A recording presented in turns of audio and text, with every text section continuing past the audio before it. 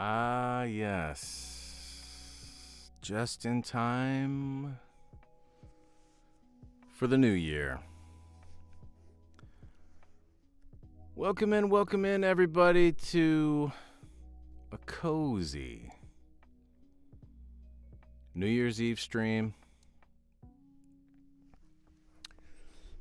What if we got together on New Year's Eve evening and just hung out? How's it going, guys? Welcoming in my wonderful YouTube audience here first tonight. It's me, your sleepy sensei, voice actor Christopher Wehkamp, voice of Aizawa, and so much more. Coming to you tonight,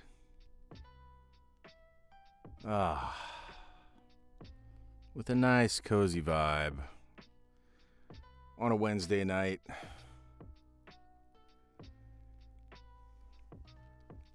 Let's just chill with the YouTube crew here for a minute before I kick up the TikTok stream. And say hello to everybody who has made their way into the chat already tonight. Whom do we have the privilege of having with us tonight? Let's see. Tara's here. What's up, Tara? Welcome in. Retro DJ is here. Luna's here. What's up? Yeah, I've got my little Aizawa buddy tonight. I felt like I needed him. Hey, what's up, Faye? Here keeping us safe in the chat. Jackie's here too. Wackiest of Jackies ever is here. Welcome in. Piper Thomas is here. What is up, Piper? Lindsay Hart is here. Hey. Gel Bean, what's up? Jelly Bean. Lorna McGuire, welcome in. Lorna. Pretty When I Cry is here. Welcome in. And Sierra says, after how work went last night, I need a chill vibe stream. You'll have to tell us about that a little bit, Sierra. We would love to maybe commiserate or maybe just unburden yourself a little bit tonight. Yeah, Luna, I'm going to jump over on TikTok. I feel like I've been neglecting my TikTok people here. I need to bring them into the... They need coziness too, you know? It's not just for me. It's not just for you. It's for all of us. Elorith is here. What's up? Welcome in, Elorith. Happy New Year to Dawn. Welcome in, Bella. Lexi Richter's here. What's up, Lexi? Bella says she's making honey cornbread muffins. Ooh. We've only been live for like 18 seconds and we're already talking about food.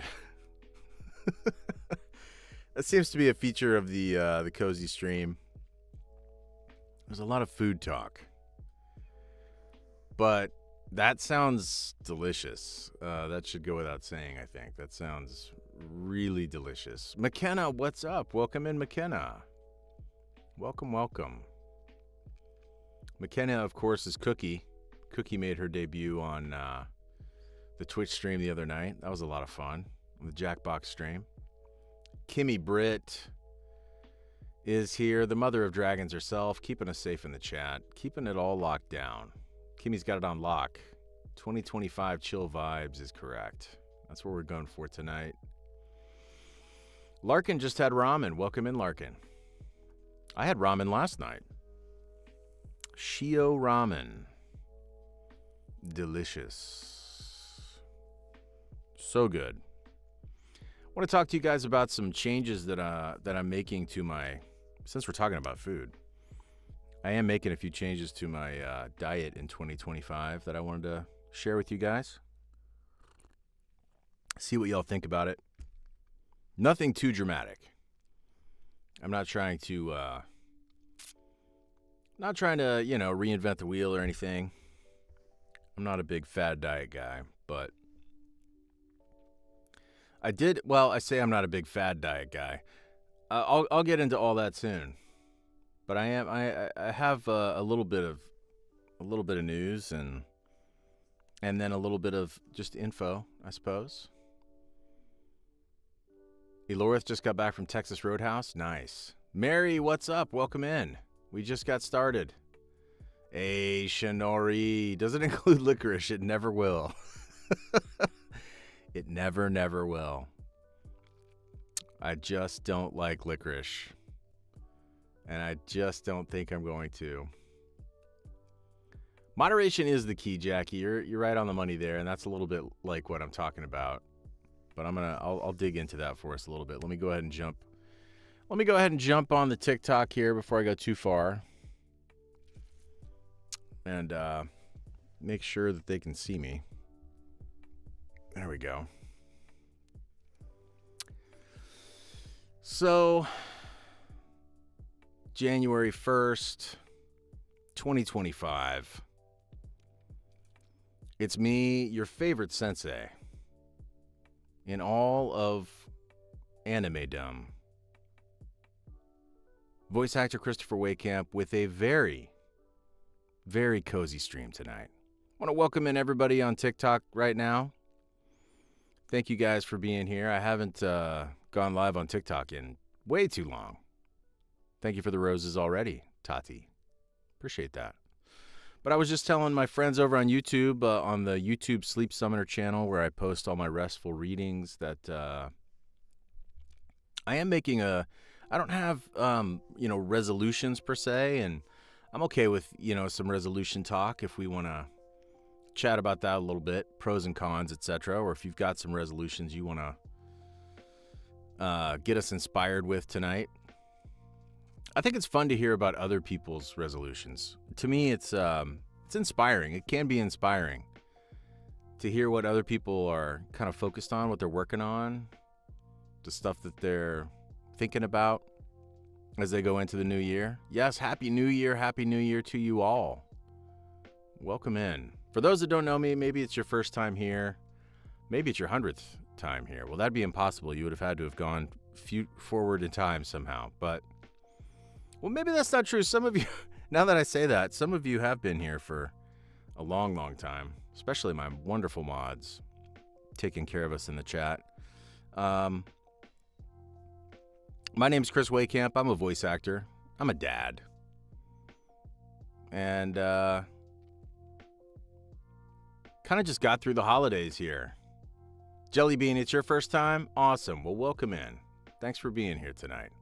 For y'all first-timers, I'm located in North Texas, just outside of Dallas, DFW area. We don't really have a lot of winter weather here right now. In fact, it's very warm. It was very warm today, to the point that I looked out at my lawn and I thought, my lawn is still growing. I think I need to, first of all, I need to get my kids outside to clean up all the leaves. But then I think I may have to mow again, which is not what you want to be saying on January 1st. But it's pretty common here. Once we get into like January, usually, I would say by like Valentine's Day. Kimmy goes, warm. Okay. Yeah. By Valentine's Day, if we're going to get snow, that's typically when it's going to happen. I'll never forget 2015 moving into my previous house in Denton, when I lived in Denton. We moved in on Valentine's Day, 2015, and got a ton of snow. And we didn't really have internet at the new house turned on yet. And so I was at work, and my poor wife was at home with these little kids, and was she super pregnant then? I'm trying to think about the timeline. Yeah, she would have been super pregnant with my third son at that point. And so she was kind of bouncing off the walls with these two very energetic little boys, and nothing really to turn on to keep their attention, keep them occupied for a little while so she could get a break. So I went to this store that's been a staple in Denton for a long time, and I'm sure you've got one in your town. It's like a used DVD or used movie store, that kind of place. And I just went and bought, like, I don't know, 4 or 5 different DVDs of shows that I had seen them watch before. One of which was called Fireman Sam. Does anybody remember Fireman Sam? It was originally a British sort of stop motion show, and then it got ported over to the U.S. at some point. And but we didn't watch. They weren't watching the U.S. version. They were watching originally the British version. So, and they just happened to have it there. So I got like 3 or 4 different DVDs of Fireman Sam, Blu-rays, I guess. Showing my age, calling them DVDs, right? And brought those and dropped them off with her, just so they could put something on the player and the boys could have something to watch and she could get a break.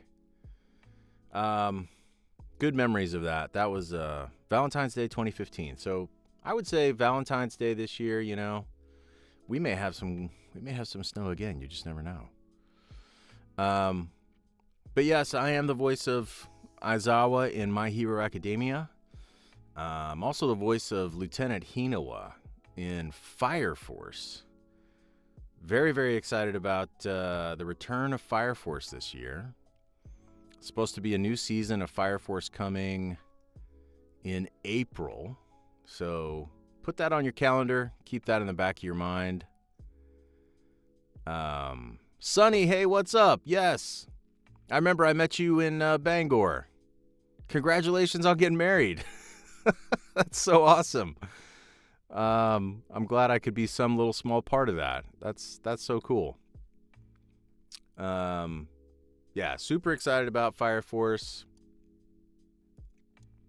And then we just had a very exciting announcement for those of you who, I don't know, maybe you've just been covered up by all the holiday goodness and you haven't had a chance to find out about this yet. But the amazing spin-off manga to My Hero Academia, which has been out now for, you know, a number of years. I think the manga actually finished up in 2022, so it's been done for a little while now. It's a show called Vigilantes, and very, very excited for that show to come out. Oh man, thank you for the cowboy hat. Was that you, Shinori? It's always absolute chaos on TikTok. It's like I look over here, and it's always chaos over here. Thank you for the cowboy hat. I'm sure that Cowboy Aizawa will be making another appearance tonight, so y'all hang out, and I have no doubt that the Cowboy Sensei will be joining us shortly. But yeah, we've got a lot to look forward to in 2025. That's kind of the point I'm driving at, and at least as far as like cool anime shows. And then I just saw something on Twitter, I want to say yesterday. I don't think I can ever call it X. I just don't think that's ever going to be me. I'm too used to calling it Twitter. I'm pretty stuck in my ways when it comes to that. I think I'm probably just going to stick with Twitter. Also, what do you call a tweet on X? Does anybody know that? Do you call it an X? I'm going to go X on X. I don't know. I just don't think he really thought that through. Because to me, they're always going to be tweets, you know? It seems like such a backwards move to call it anything else. Yeah. Post. I don't know. Post just seems like a post to me is something you do on Facebook, which I'm never on Facebook. I think I log into Facebook about 3 times a year, and just so that I can be sad. I'm like, hey, I'm pretty happy today. I should check in on Facebook just so I can feel sad for a little bit and just kind of balance everything out. Anyway, 2025 is here, and we've got so much cool stuff to look forward to, but I want to hear about what you guys are looking forward to. And with an eye towards, you know, I'm going to talk a little bit about some changes that I'm going to make this year. And so if you guys have got some resolutions that you're thinking about, if you've got some changes that you're going to think about making this year, I'd love to know what they are. No judgment, of course. Just some friends hanging out chatting about our lives tonight. So let me catch up here, as I've just been jabbering away. Hadouken is looking forward to seeing Vigilantes and maybe going to your first anime con. Wow, that would be great. Who knows, maybe it'll be a con that I'm going to be at. That'd be amazing. Cadence is graduating high school and looking forward to it. And starting college. Congratulations, Cadence. That's amazing. Proud of you. Trying to get all the mangas for My Hero Academia. You're up to volume 5. You can do it. I believe in you. Jane, I believe in you, Jane. Rowan says, Natalie says, finishing Fairy Tail. Well, that's going to be tricky because they keep releasing more. I think we all thought that was over. And then now it seems that there is more just keeps coming. So what can you do? Is that Kyle? I think I see Kyle Phillips has popped into the TikTok. Kyle Phillips, for those that don't know, is the voice of Denki Kaminari in My Hero Academia. He's also my bro. We bro out real hard together and ride scooters and stuff. And Kyle, I think, has got a cool announcement. Is that today, Kyle? I can't remember. But Kyle is launching a kind of a new project. I'll let him talk about it. Yes, he says yes, and a podcast. So that's what it is. So Kyle, Kimmy says VO Bros scootin' and tootin'. That is us. We are scootin' and tootin'. As much as we can, with this gaggle of children that we both have, and wives and lives and everything else that we've got going on.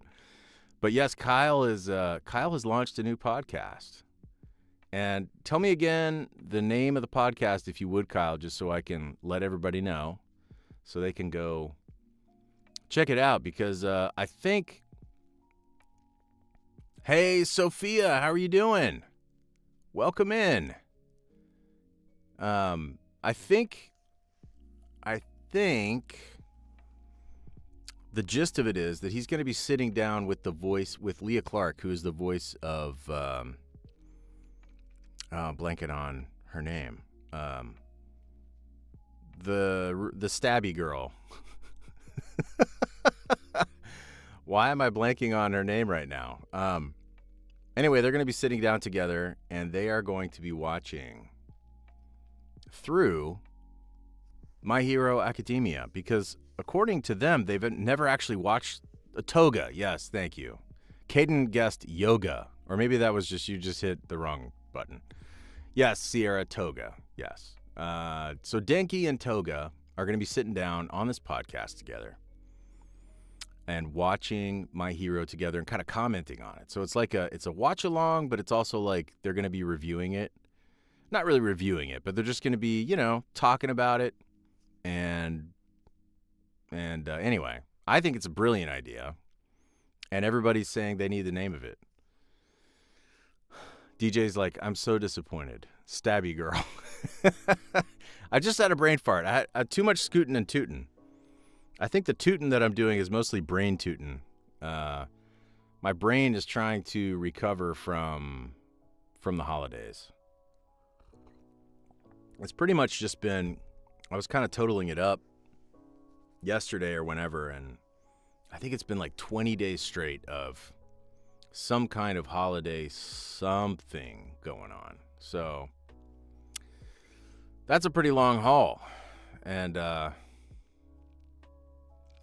so I'm kind of adjusting my brain back to, normal life now, and trying to readjust a little bit. Thank you, Lauren. I appreciate that, Lauren. This is a little charm that I was given by a fan at a con. And now he's my little helper when I go on here and go live. Purgabirdie, welcome in. Purgabirdie's here in the chat, keeping us safe. Yo, what's up, Rio? How's it going? Thanks for the gifts. Jinx, what is up, Jinx? Welcome in. Good to see you over on YouTube with us.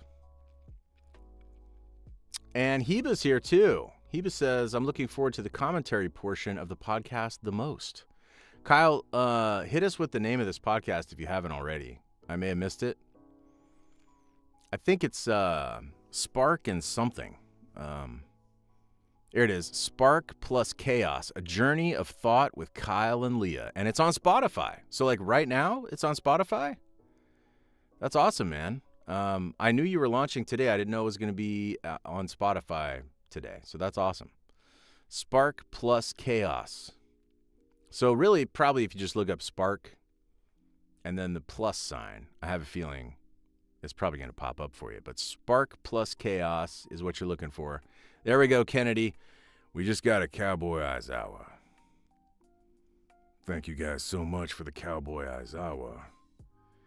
Any excuse I've got to get out into the prairie and bust some horses, bust some broncos, I take it. I can tell you that.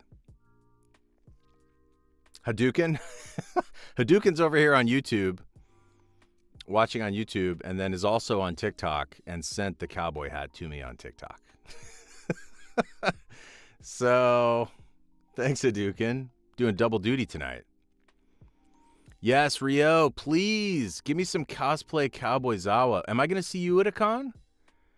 I'm headed out to Ocala Comic-Con. Not this weekend, but the weekend after that. Ocala Comic-Con. It's actually called Brick City Comic-Con. So, Brick City Comic-Con, Ocala, Florida. I'll be there not this weekend, but the weekend after. It'll be my second appearance there at the equestrian grounds, so kind of interesting timing on talking about Cowboy Zawa, because literally, I'm just going to be walking around. It's beautiful. I've been there once before. It's literally gorgeous, and it's all indoor. It's all enclosed. Shinori's like, I regret giving you that hat. Shinori, you followed your heart. And in 2025, I feel like we should all do our best to follow our heart. Jane is dying for me to say her name as Aizawa. So let me give you a little sensei, Jane. Jane, thank you so much for joining on a cozy stream tonight. It's quite a random Wednesday night, but it's the start of something great. It's the start of a clean slate for each one of us. 12 beautiful months, fresh as the fallen snow. And each one of us can decide our own stories. Jane, I hope that scratched your itch, because you were itching real hard over there. Natalie says that she has found the podcast and has added it on Spotify. Look at you, Natalie. Get on it. Way to move quickly. Morgan over on YouTube says, I don't want to work tomorrow. Well, I think you speak for all of us. Who's got, Rio's going to be at Katsu? No, I'm not going to be at Katsu Con. But I've got something like 16, 17 shows lined up, so... And I will be back to Florida. This won't be my only trip to Florida this year, so... They just haven't all been announced yet. But, hey, Dayashi just gave me another Cowboy Zawa. Thank you so much for a cowboy hat. You know that keeps the rain off my mustache when I'm out here riding on the prairie. Jadzia, welcome in. I said your name wrong, didn't I? Is it Jadzia? Jadzia? I wish I'm going to get your name right one of these days. Welcome in, Vicious Barbarian Girl Jadzia. Cadence is chilling on Christmas break from school right now. Who all's on break right now? Are y'all enjoying not having to study, not having to prepare for any tests at the moment? It's got to be nice. Comic-Con Grand Rapids. I did go to Grand Rapids, I want to say last year? No, 2 years ago? It's very hard to keep it all straight in my brain. But I'll let you know. If that becomes something I'm going back to, I will certainly let you know. Caden has the junior jitters. School has you messed up. Well, for all the folks that have to work tomorrow, they're feeling pretty messed up right now as well. Rio, thank you so much. Rio is a very amazing cosplayer. I don't know if you follow Rio, but you definitely should. Because Rio and I have met multiple times, and Rio is quite a talented Aizawa cosplayer, and other characters, I'm sure.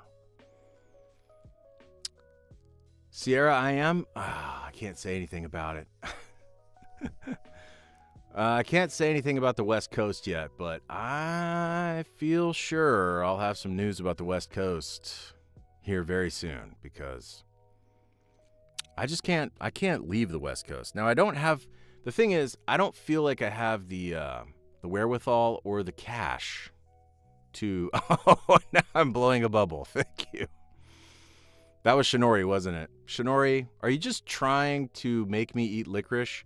I don't think there's an emote to make me eat licorice on TikTok, but that's maybe as close as you can get. Yeah, I can't really afford to live on the West Coast because it's so expensive, but I love to visit, and I will be back again. Can't say much more than that.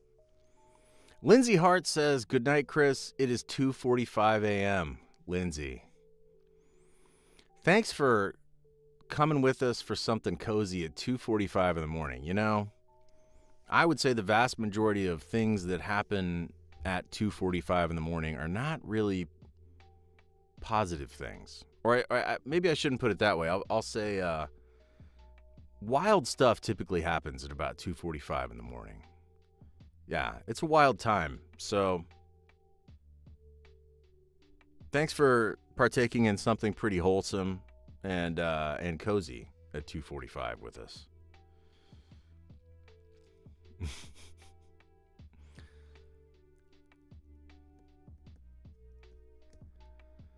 But yes, work tomorrow. I got a bunch of work in the morning, but it's kind of work from home stuff. And then I didn't hear from my agent today because technically it's still, well, it's not technically, it is a holiday. So, and auditions have been pretty light thus far this week, which is nice, but I assume that's because, a lot of studios are still kind of closed down, and, but I have a feeling tomorrow will be kind of the first day back for a lot of these folks at the studios, producers, and whatnot. So I have a feeling that the floodgates are going to open tomorrow. So I'm kind of preparing myself for that. At the same time, I've got some work scheduled in the morning. And, it's just all about ramping back up. It's nice when you can ramp back up. It's nice when you don't have to just go in guns blazing right away, back into the fray. John, what's up? Welcome in. Thank you, Tara. I appreciate that. Yeah, Tara brings up a good point. If you do want to see me at a con sometime, the best way to do it is to message the con and let them know, because then they can get in touch with my con agent and let him know that you guys would like to see me. So that's really the best way. Oh, look at that. That's cool. I got some sweet 2025 New Year's Eve shades there for a minute. John says, today is the 25th anniversary of Y2K. Now, I have a feeling that my two streams that I've got going here are probably quite split in terms of Y2K knowledge. Many of you over here on TikTok who keep giving me the cool hats and glasses probably were not alive when Y2K happened. And many of you over here in my YouTube chat probably were alive, but maybe we're not quite old enough to really remember all the ramp up to the big Y2K crisis. But I was I was very much alive and very much aware. In fact, how old was I? Y2K. I can do math. I was 20 years old for Y2K. And that means, so I and me and my friends had a pretty genius plan for Y2K. For those that don't know what Y2K was. So there was a theory that was being put out by a lot of people, and not just people, like government agencies, like big, security services, etc., saying that there was a chance because of the way that a lot of systems had been coded at that point. Hey, thank you so much. Hey, there's a first gift from Aizawa. Why is Aizawa giving me gifts? All right, well, thank you, Aizawa. Oh, and now Kyle's on YouTube. How many of y'all are on both TikTok and YouTube at the same time tonight? That's hilarious. Kyle is now over on YouTube saying that he was playing Donkey Kong 64 as Y2K happened, and his N64 did not get messed up. And I believe that because basically nothing got messed up. Hey, there we go. Thank you, Bella. Thanks for the glasses. Hey, Wardraws. What's up? And Kite's here too. What's up, Kite? Welcome in, Kite. There's Shinori. Okay, this one's for you, Shinori. This is Cowboy Zawa, just the way you like it. But even Cowboy Zawa doesn't cotton to any licorice, I can tell you that for sure. I was literally, my friends and I were like, you know what we should do is, because maybe something's going to happen, maybe the grid goes down, who knows? And we were like in our, early 20s, late teens, like, let's go camping. So we literally went camping and had like a pretty big party out at a campsite near a lake. And invited just kind of everybody we knew. And so like, it was like, I don't know, 15, 20, 25 people, probably at the max. Just all gathered around the campfire. I was underage, so of course I wasn't partaking in any adult beverages because I was, 20 years old. I mean, you can't do that. But we were having a really good time, and I realized that, I don't know, it was like halfway through the night, I was like, we're so far removed from everything right now that even if something did go down, like Kyle was at least playing his N64, and presumably that was in a house. He was not out in the woods playing his N64. I assume. Kyle, you can confirm that or deny it. But I realized like halfway through that night that even if stuff did start going down or falling apart, like we weren't really getting great cell service.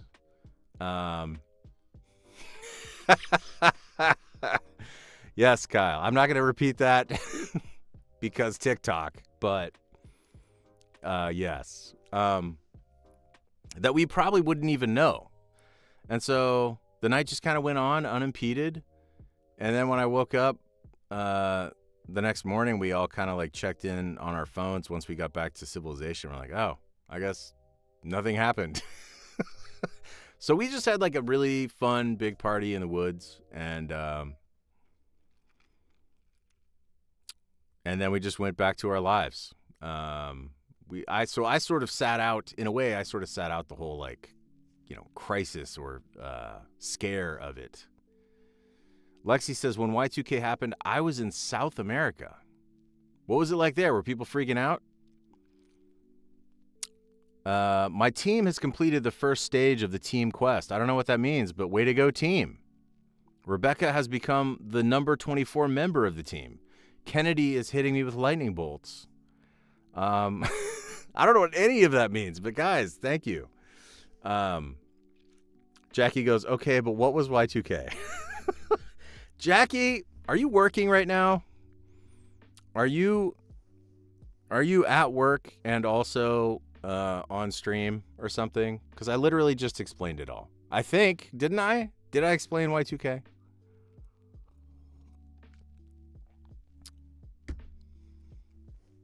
Ooh, I got a heart puff and some roses. Aizawa is continuing to send me gifts. Thank you, Aizawa. Dancer Gal says, I remember sitting and watching the ball go down and hoping the TV didn't go out. That would have been so scary, right? Can you imagine if something like that did really happen? Like if the whole grid just like crashed at the same time on New Year's Eve. I think it would have been panic. I think people would have been freaking out. Hey, thank you so much. I'm having a great day. Yes, having a great first day of the year. What is that, Shinori? I can't tell. Is that cheese? Did you just... No, it's corn. Why doesn't TikTok have cheese yet? Can you give people cheese? I feel like that would be... That'd be great if you could give people cheese on here. Just saying. Thank you for another rose, Aizawa. No cheese for me, yeah. Although, I will say, I had to get out of the house today just for a minute. I finished up some work and then just had to get out of the house, clear my head a little bit. Went for a drive. And I was like, you know what? While I'm out, I need to go ahead and just go stop by the grocery store. There's a Kroger, not too far. Actually, not too far from, well, anyway, there's a Kroger not too far. And so I decided to stop in there so that I could pick up some snacks, because one of the things the holidays do, I have learned, is that they really deplete you of snacks.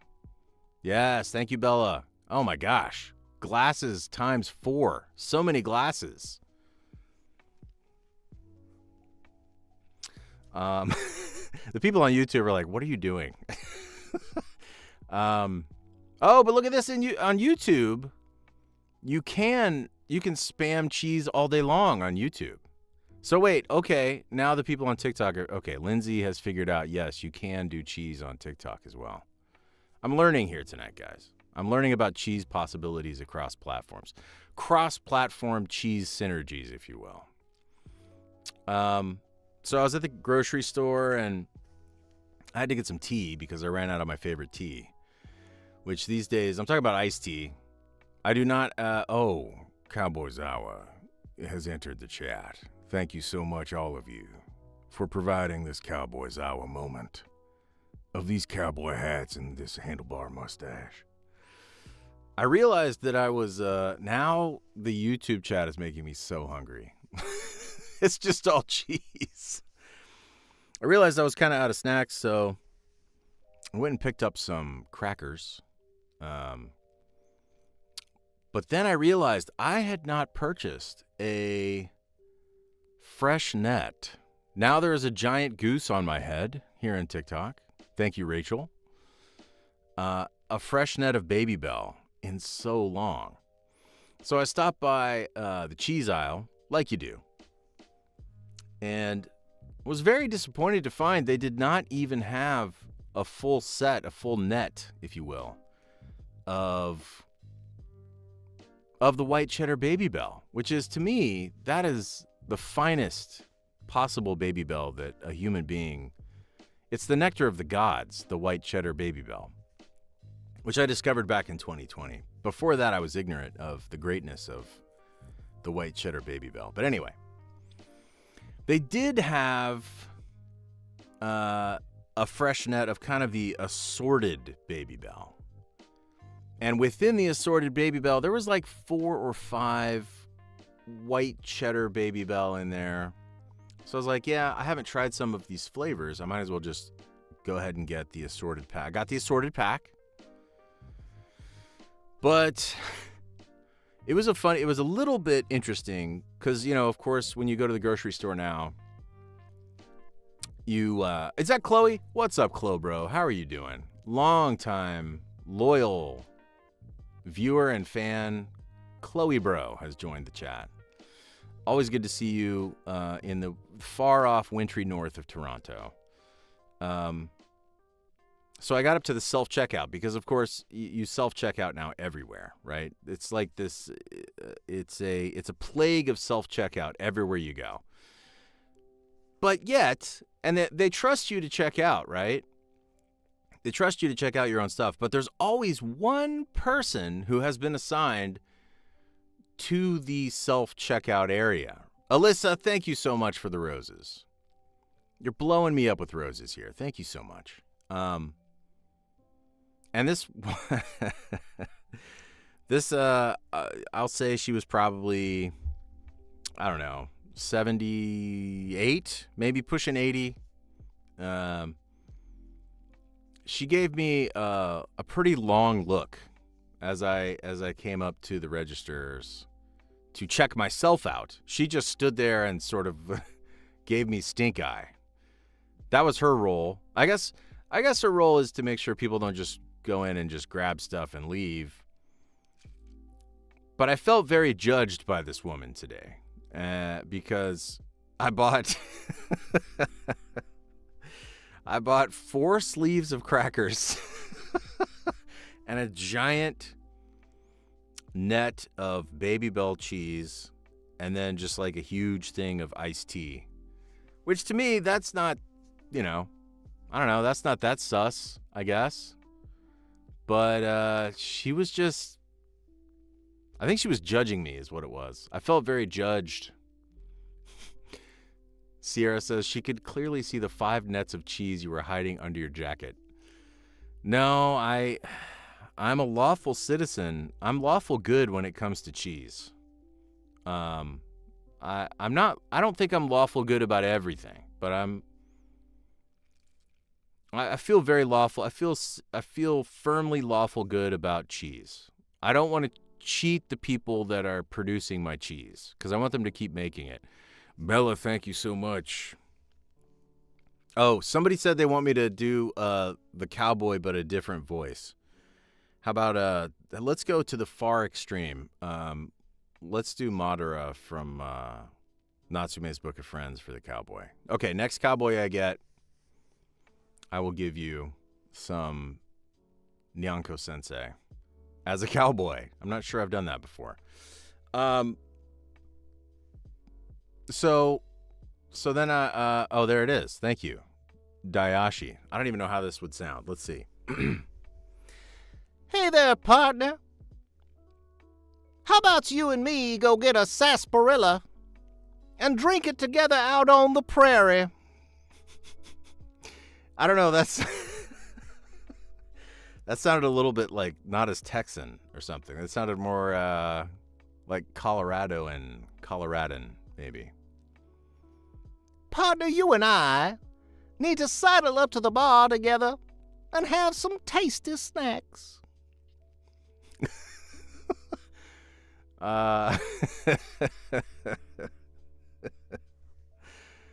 He truly is one of my favorite voices ever. We're on season 7 of that show, by the way. It's called Natsume's Book of Friends, if you guys haven't checked it out. And I've talked about it before, but I think the part of the reason why I got a chance to audition for that role at all is because I've got the big boy as well, because he transforms into this big like wolf beast. And so he sounds like this once he becomes the wolf beast. And he's fierce and he's a protector. But then, poof, he just goes right back to this again. And he's a real sassy guy. Shinori says, I'm binging it right now.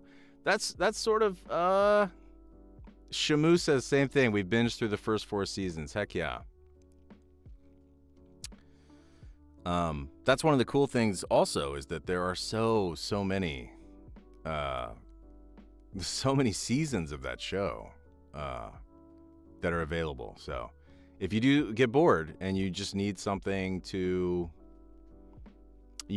kind of chill and funny, Natsume's Book of Friends has got your back. And switching between the voices, Lan says, that's crazy you can switch between the voices like that. Well, I can't always do that, but with this particular character, I've been recording for this character like every week for almost three years straight. We did there was a little break there. I want to say like 6 months or so where we weren't recording that show, but like literally easy 2.5 years I've been recording this character. And so, when you spend so much time in the voice, it's just kind of right there. What's up, Venti? Welcome in. Tara says, I'm almost through season 3. As soon as I'm caught up with Natsume, I'll be starting Fire Force. Oh, yeah. Fire Force is coming back in April, guys. And very, very excited for that. Folks have been waiting for Fire Force to return for so long. With very little news. And it's like the news that has come through has mostly just been like a few leaks here and there, and then it's been a lot of people being like, oh, it's coming next month or whatever, and then it's not true. Whole lot of that. Oh my God. I now have a giant dragon eating my head. Thank you for the huge flaming dragon eating my head. Wow. TikTok is really on another level. Chloe says, I've definitely watched a lot of anime just because Chris was in it. Thank you, Chloe. That is so sweet. That is so sweet. I haven't watched much. This is going to sound weird, but I haven't watched much anime this year. The exception to that, the very notable exception to that, is Frieren.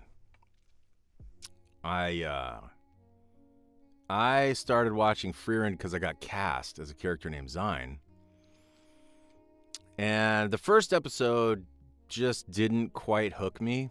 Like, it sort of did towards the end of it. Towards the end of it, I was like, oh, I didn't expect it to be like this. But then by the time I got through episode 2, I was hooked, like, hard. And, oh, I got Bella Noctor says, Bella Noctor just gave me another cowboy here.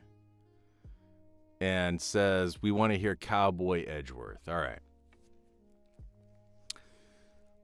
Cowboy Edgeworth might sound like a guy who's out on the prairie, trying to track down the bad guys.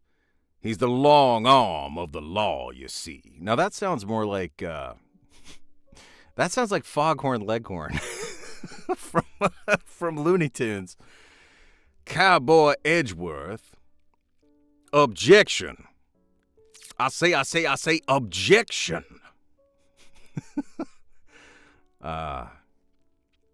Yeah, Cowboy Edgeworth. It's hard to be proper. I'm realizing it's kind of hard to be proper and a cowboy, which is why I'm defaulting to that kind of southern gentleman. Cowboy Edgeworth is a southern gentleman. Hold it! You owe me a sarsaparilla, partner. Kind of like that. It's not quite like that, but it's, it's going to do for tonight, for sure. I would like to see it would be fun to see, like, a Western version of Ace Attorney. That would be really cool. I think I would watch the heck out of that. Santa says, do you have a Texan accent? Well, the answer is, technically yes. Technically yes. And I certainly say y'all. I don't even think about it.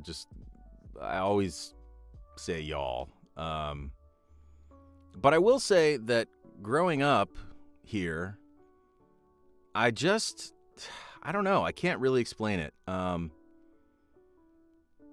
Except that I was super into television. I was a big television and movie kid. Always. Like, I was I would watch anything, and I did watch everything, and I'm an only child, and so I had a lot of time. I had a lot of time on my hands, and so I watched a lot of TV, and then I spent a lot of time imitating the voices of the characters on the TV shows and the actors, and the way that they would perform was just so fascinating and captivating to me. So I tried to imitate Robert Stack from Unsolved Mysteries, and I tried to talk like Captain Jean-Luc Picard from Star Trek: The Next Generation. And all the cartoons and everything that I watched seemed to filter into me in a big way.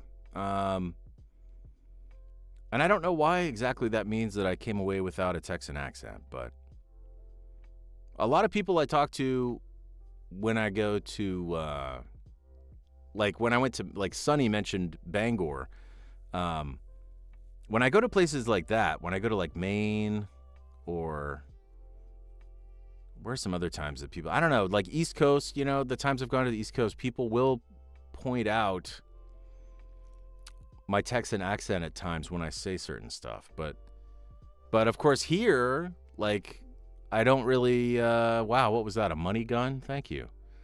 BMZ? DMZ? DMX? Is DMX in the chat on TikTok? Wow. Big if true. They will point out, like, yeah, there are certain words that I say that kind of sound like I have a little bit of twang. But otherwise, yeah, I don't really have, I guess I just didn't pick up kind of the standard Texan accent.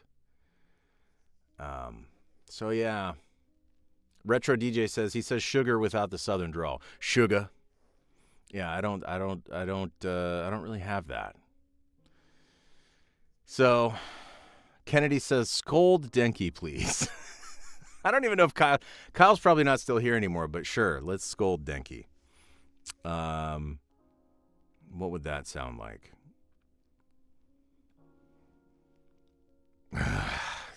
Denki, this is the third time you've woken me up tonight. The first time you threw up, the second time you were scared you were going to throw up, and the third time you say you want a drink of water. You know where the kitchen commissary is, Denki. Just go get a drink of water. You don't have to ask my permission every single time you need something.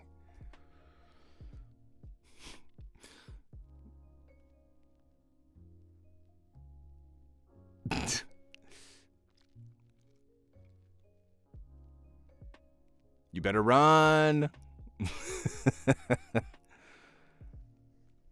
All right, y'all, I'm going to take a quick break. We've been going for about an hour now. Let's take a quick break. I'm not going anywhere, though. I'll be right back. I'm just going to go fill up my cup. And going to be right back with you. Do I even have a break screen for you here? I don't think I do. And I have no idea how to do a break screen on TikTok. So I would like to, at this time, I think it's important to introduce all of you to, I think, my favorite Christmas gift. The Twitch folks have already seen this. They got to meet my favorite Christmas gift this year. When was that? On Monday? Monday night. But I'd like to introduce all the rest of you who are here, my wonderful Sleep Summoner YouTube folks, and, of course, my Christopher Wehkamp TikTok, Real Chris Wehkamp team. I'd like to introduce you to my third studio chair, Gerald the Third of his name. You guys, he's a little shy. I mean, I'll be honest, he's new, and he's a little shy. So he may not say a whole lot, but I can promise you one thing he's really, really good at is listening. So feel free to have a conversation with Gerald, ask him questions, engage with him in a very active way. Chloe says, we're on 3 now? Yes, we are, Chloe. It's been quite a journey, hasn't it? I'll be right back, guys. Hang out with Gerald for just a moment and get to know each other a little bit.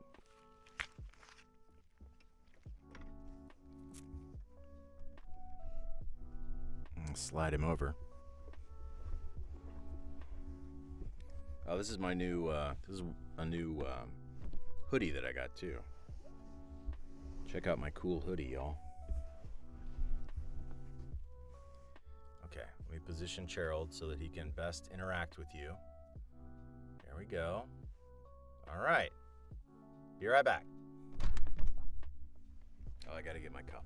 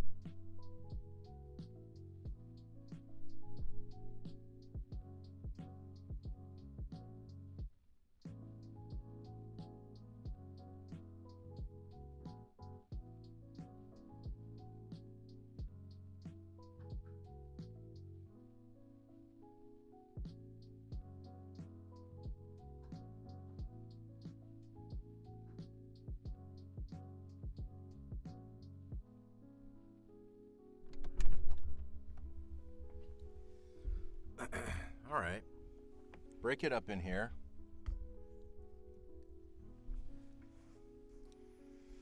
Did you guys get to know Gerald a little bit? I hope.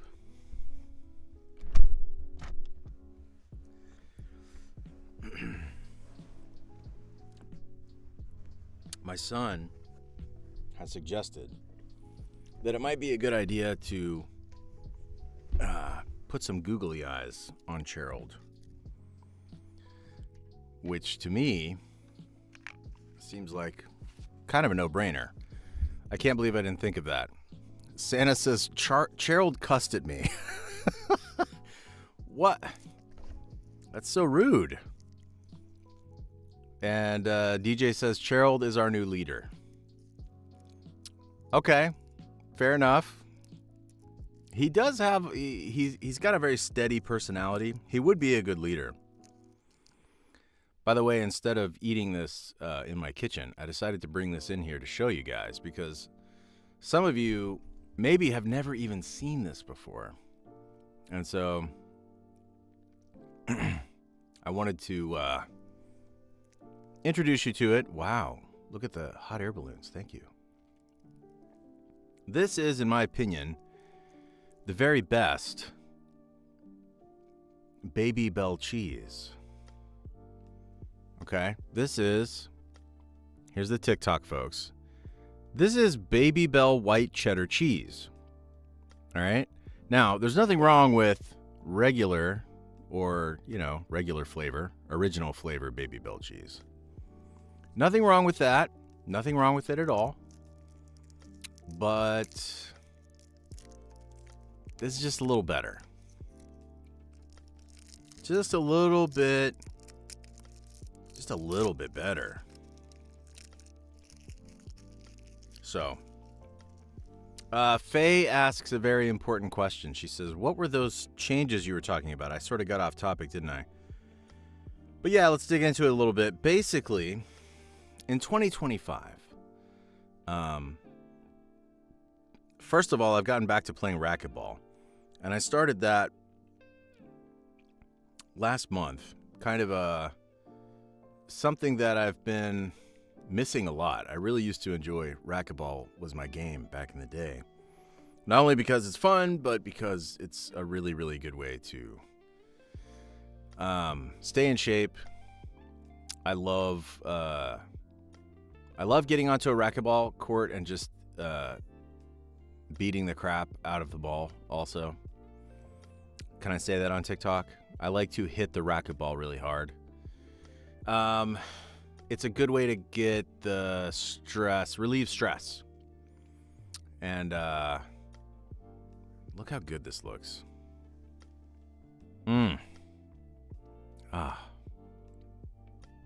Such an inviting shape. That's a weird thing to say, but it is such an inviting shape. And my kids have started playing racquetball too, so I started doing that kind of regularly, and man, it's been good. But that's one part of it. One part of it is getting back to racquetball.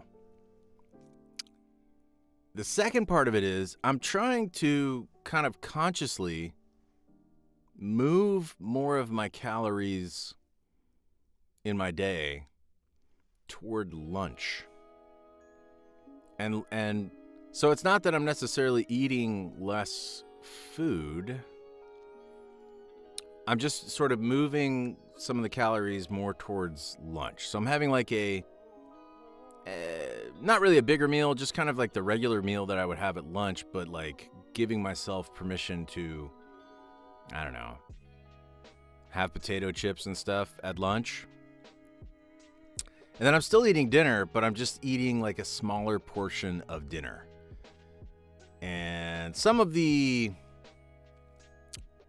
science behind this seems to be that if you eat a little earlier, and if you have more of your calories earlier in the day, then it helps your sleep, supposedly, number one. But number two, you have more energy, I guess.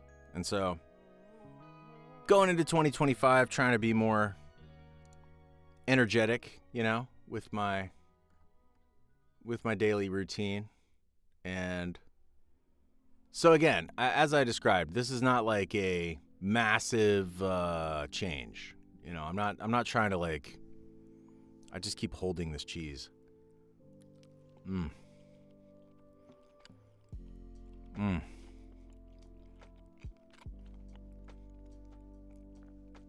That's good. Every time. It's so good. They've just got it down to a science.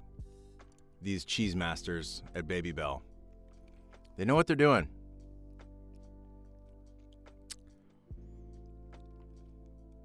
Faye says, joined an infrared sauna gym. What is it? I don't know what that is. I mean, I know what a sauna is, but I don't know what the infrared part means. Is it like lights that you go into? Whoa, that was cool. Some boxing gloves. That was really awesome.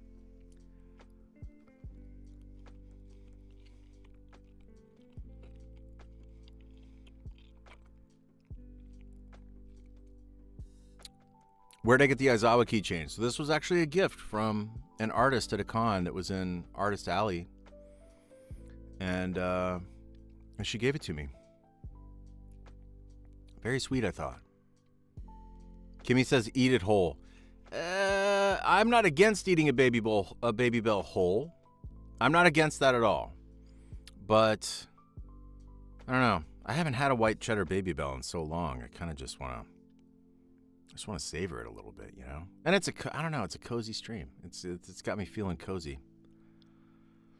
I think if I was on Twitch right now, I would just cram it in my face. Sierra says chewing ASMR. Yes.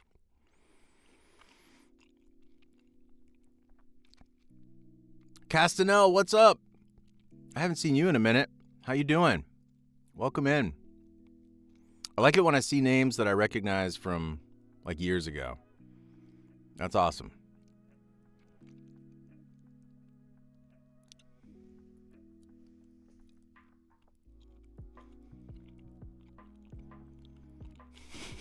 What? Oh my gosh. Y'all are giving me the craziest hair in TikTok. I love it. So, yeah, I mean, also, oh, Tara. Tara just asked if I got the gift that she sent me. And I did receive it to my P.O. box. Thank you so much for the gift. I have not received it at my Wombat home quite yet. So I have received it at the P.O. box. It should be arriving this week. And thank you in advance for it. There were several of you actually that sent me various things, I think, for the holidays. So I those should be arriving this week. I think because the nature of the holiday season, I think some of that stuff got delayed a little bit, maybe getting to my Wombat abode. But yes, I will certainly. I'll let you know in the Discord once I get it. Thank you so much for that. And I mentioned Discord because hey, did you guys know I have a Discord? I pride myself on having a very supportive and yet also fun and chaotic Discord server, which you should join if you would like to. It is, a little bit exclusive, I will say. You have to join the Patreon or the Twitch at some level, and then you're in. But oh, that's funny. When I hold the cup up and I take a drink, and if the cowboy hat comes on, then then the mustache gets put on the cup. Faye says it's a place called Hotworks. They are HITT workouts, an isothermic workout. You do in a sauna room. Wow, that sounds warm. And Purgabirdie says, "What? You have a Discord?" I do. I do have a Discord server. It's called the Campfire, and you guys should come hang out. So something I was thinking about today. Because I'm kind of planning the month and coming up with, the times I'm going to stream and all that good stuff. Finister, what's up? Welcome in. And one of the things I want to try out that I haven't done in forever, I kind of remember doing it like maybe back in 2021 or 2, was streaming some stuff in the Discord server and then watching it with the folks in the Discord server, like on an audio chat, basically. And for the first thing I was thinking about watching was Frieren. because I still talk to a lot of people, even though it's like been voted the #1 anime on the planet this year. It actually beat out Full Metal Alchemist on anime. Is it ANN or My Anime List? Yeah, it was My Anime List. Frieren actually beat out Full Metal Alchemist, I think, earlier this year. There's still a lot of people that have not seen Frieren. And there was some news, something I was alluding to a minute ago before I got off track was I saw some news on Twitter, I want to say, that there was some announcement, I guess, in Japan that season 2 is, I don't think a date's been announced, but like is in production maybe. So more Frieren to come, I think, based on what I saw on Twitter anyway. I don't know any secret, inside information, but that's all the more reason for folks who have not gotten a chance to watch it yet to watch it. And what better way to watch it than with me? I think that'd be fun, and we could chat about it. It's such a cozy show. Well, I say that it's a really cozy show, and then it isn't. It's like the coziest show until it gets to like some of the most fun action scenes. I got to fight a giant plant as Zine. That was really fun. And oh, that's so sweet, Lily. Thank you. Lily says, "You never fail to make my day better." Thank you so much. I'm sorry I've been so far away from TikTok over this last month. I have been so blessed with so much amazing stuff over the last couple months, and mostly due to my awesome online community here and the project that I've been working on, Sleep Summoner, where I read you stories to help you go to sleep at night.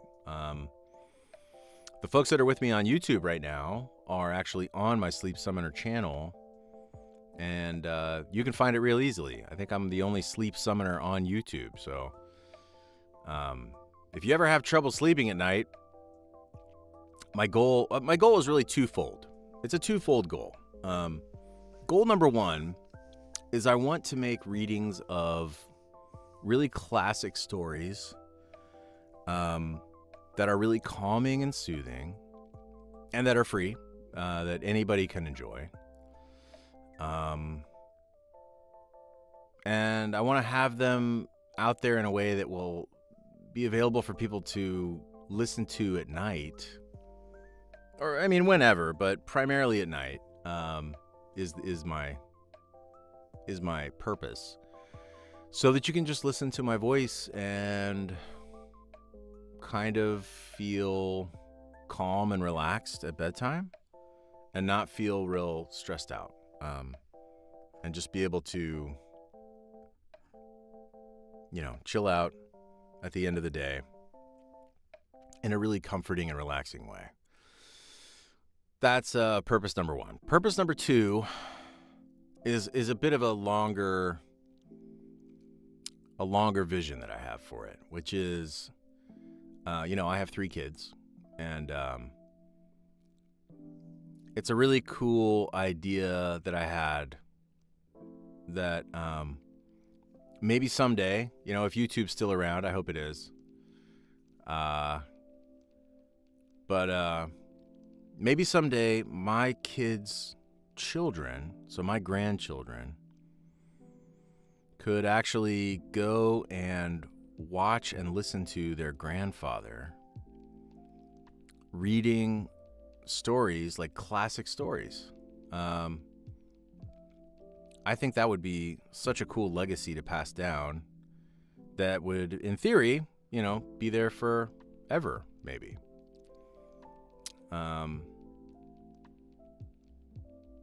And I don't know, something about that just really appealed to me. So even outside of any other motive, that's kind of like the really long-term, far vision kind of motive of it. So anyway, you should check it out if you haven't, and maybe it's your cup of tea. It's okay if it's not. It is really literally just what you're seeing right here. It's me in this booth,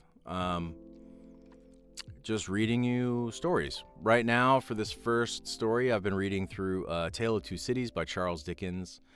I've always been such a huge fan of Dickens, especially in my younger days. When I discovered Dickens, it was through school, and I just loved the way, I just loved his turns of phrases, and I loved his characters, and I ended up realizing that I wanted to just read everything. So I've read almost everything that Charles Dickens has written, and at one point in my life, I don't remember all of it because I've read a lot of stuff, and a lot of time has gone by in the meantime. But my patrons over on Patreon have also recently voted this last month. We held a vote, and between several options, and the option that won out, it was kind of close for a while, but then it won out pretty hard in the end, was it'll be the next thing that I read, and that's going to be the entire series of Brothers Grimm fairy tales. So these will be, you probably know them, or at least have heard of them. If you don't, you may know them and not know that they're Brothers Grimm fairy tales also. But these are like the traditional, German Brothers Grimm fairy tales that got sort of passed down through generations. And so I'm going to be reading those next. This month we will have another poll, because once I get through those, we'll need something new to read. So I'll have 4 or 5 options for y'all to vote on. And of course, I want to be reading stuff that you guys actually want to hear. For this first one, I kind of just picked it to start off, and but going forward, I want everybody to have a voice in this. Everybody who's kind of invested in the success of the channel. Those of you who are really getting the most out of it. And I don't really have any resolutions for 2025 per se. I do sort of set goals for 2025, and one of them is a pretty generic goal. It's just kind of to continue each month growing Sleep Summoner, growing the channel, and just bringing more people to it, introducing more people to it, and hopefully maybe getting to a point where I'm helping like 1,000 people go to sleep at night. I think that would be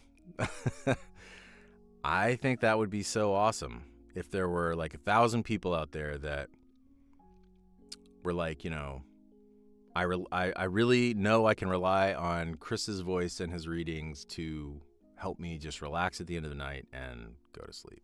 I think that would be pretty amazing.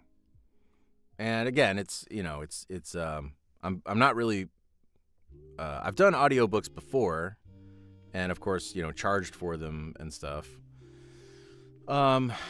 With this, I wanted to put something out there that would be available to all. And yeah, I mean, McKenna's over on YouTube. She says, I listen at work. Like, you don't have to listen to go to bed at night at all. Like, you can listen and enjoy it in any way that you choose. That's perfectly fine for me.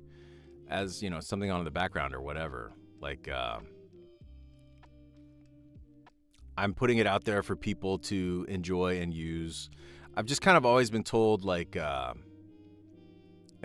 I first started out as a voice actor, a lot of people who heard me early on were like, wow, your voice is so soothing. You have just such a kind of effortless, just your regular cadence, just your regular voice is so soothing. And of course, as like as an actor, you hear that and you're like, oh, I sound boring. So I think for a long time, I don't want to say like fought against it, but I certainly didn't feel like it was necessarily something I knew how to feature, put it that way. And And so it took me a while, but in the back of my head, I always had this idea of like, man, that'd be great if I could just use my voice in its natural state to do something that would be comforting to people. DJ says, Chris, I'm having trouble keeping my eyes open. Can I get a good night from Aizawa? Everyone on the Discord, I promise to actually go to sleep when I say I will this time. DJ, I have to say, it's been a distinct pleasure to have you with us tonight. As one of my #1 supporters on the Patreon, I'm very proud to have you here, and I hope that when you go to sleep tonight, you enter into a cozy, comfy slumber that relieves you of all your worries, all your stress of the day, and that you can wake up feeling rested and restored in the morning.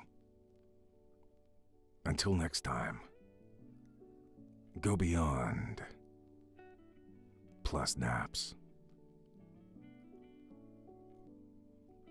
Thanks for being here, DJ. Have a great night tonight.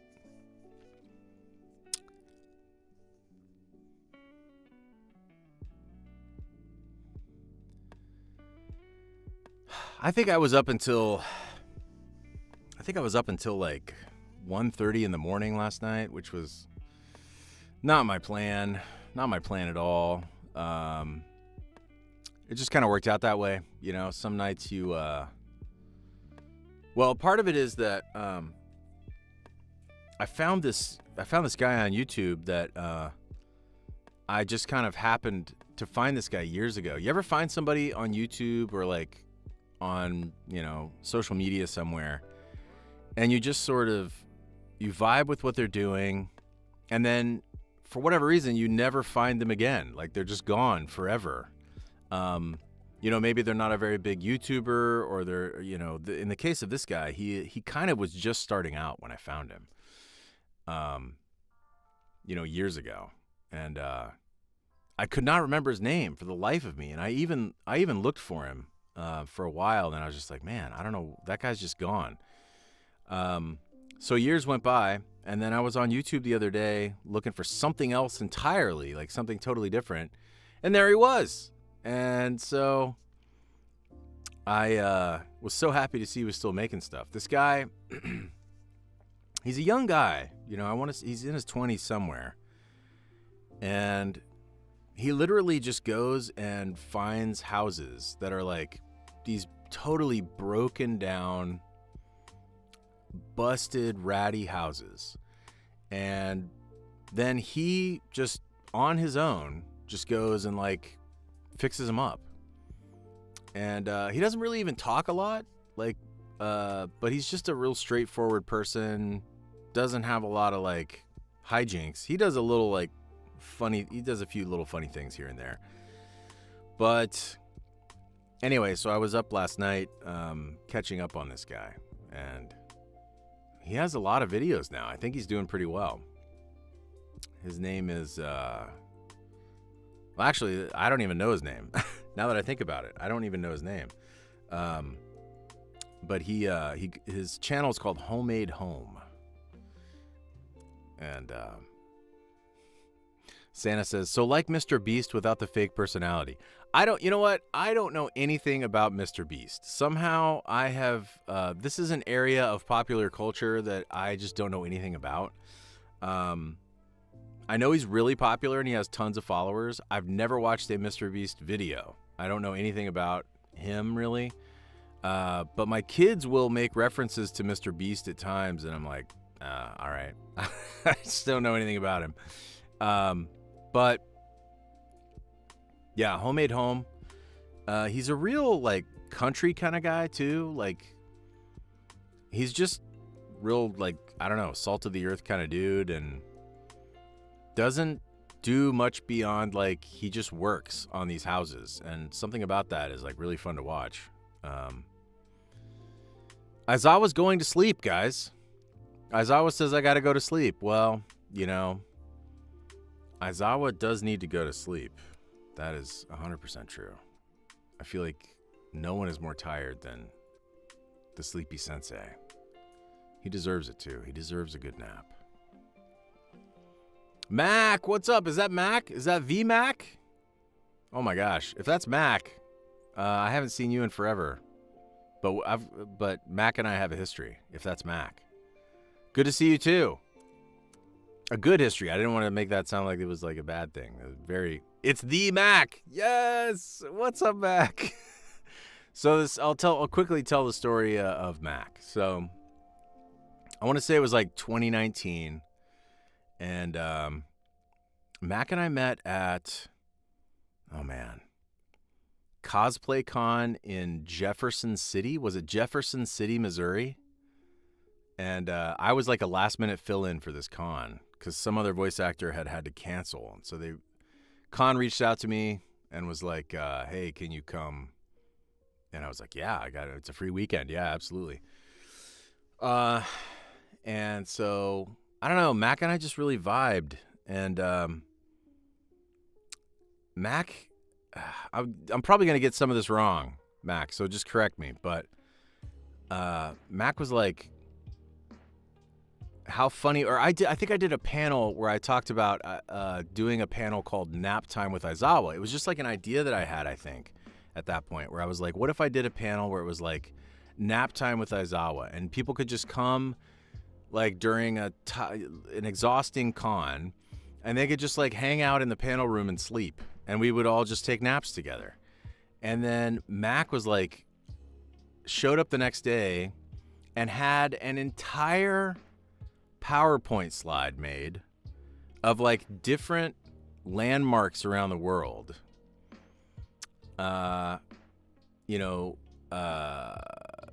The Burj Khalifa, the pyramids, the world's biggest ball of twine.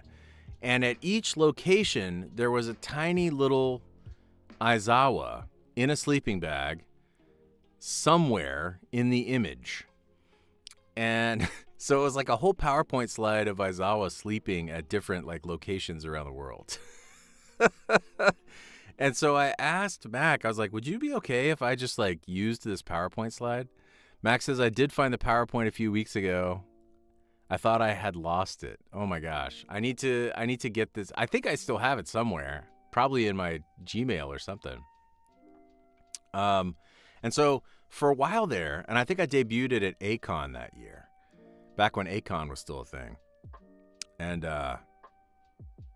it was such a hit. Like, people loved that. Like, all I would do basically is I would get up for the panel, and I called it Nap Time with Aizawa. And basically I would get up in front of the people who showed up to the panel. I was like, hey, let's all see if we can spot Aizawa around the world. And then I would sort of talk about like my journey as a voice actor with each slide that I would click through. And each slide would pop up, and each one would get a huge laugh from the crowd because they would have just so much fun seeing where Aizawa was in the picture. And it was so like, it was so simple. Oh, is that Tony? What's up, Tony? Tony says, why is there... So Tony is an engineer. What's up, Tony? Do I need to adjust my levels? Tony's like, why is there so much noise floor with this microphone? I'm coming in through OBS tonight, Tony. Good to see you again, man. Happy New Year. I hope your holidays were good.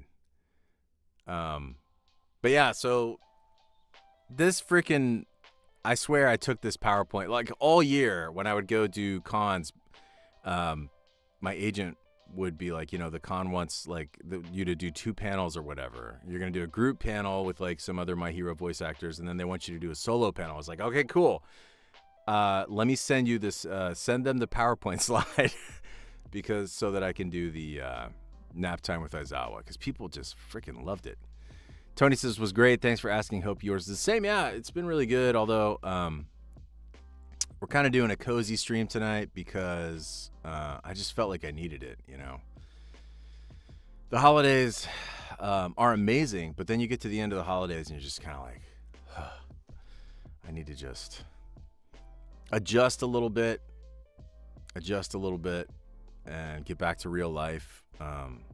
Now, I was saying earlier, I haven't heard anything from my agent probably for the last like week and a half, my VO agent, my talent agency. And that has been like, I love my agent. I love my agency.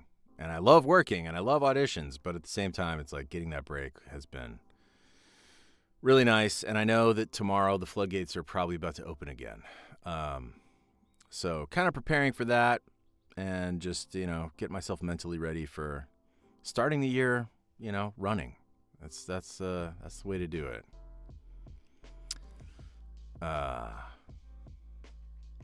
Hey, what's up, Wolfie? Welcome in.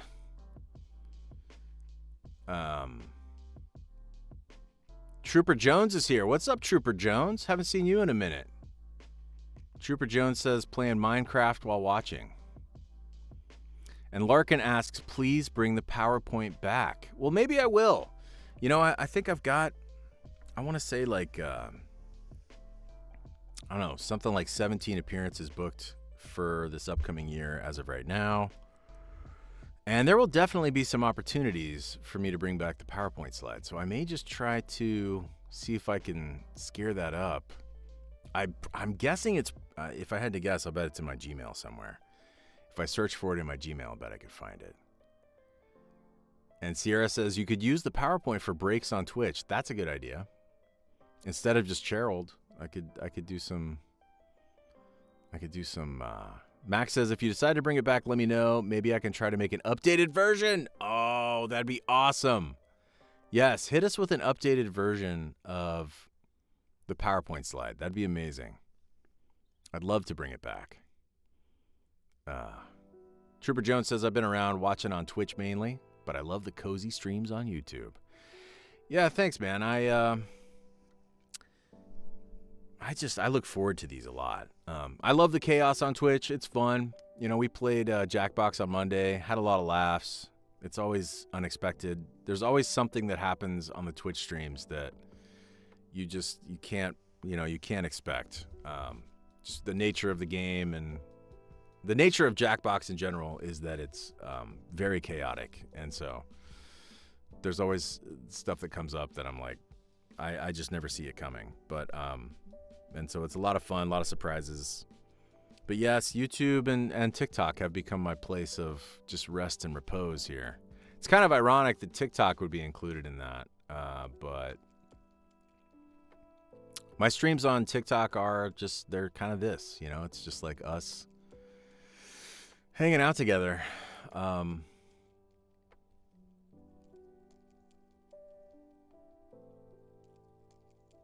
Feline Flowers says, I'm curious. We all know Aizawa is a cat person, but are you?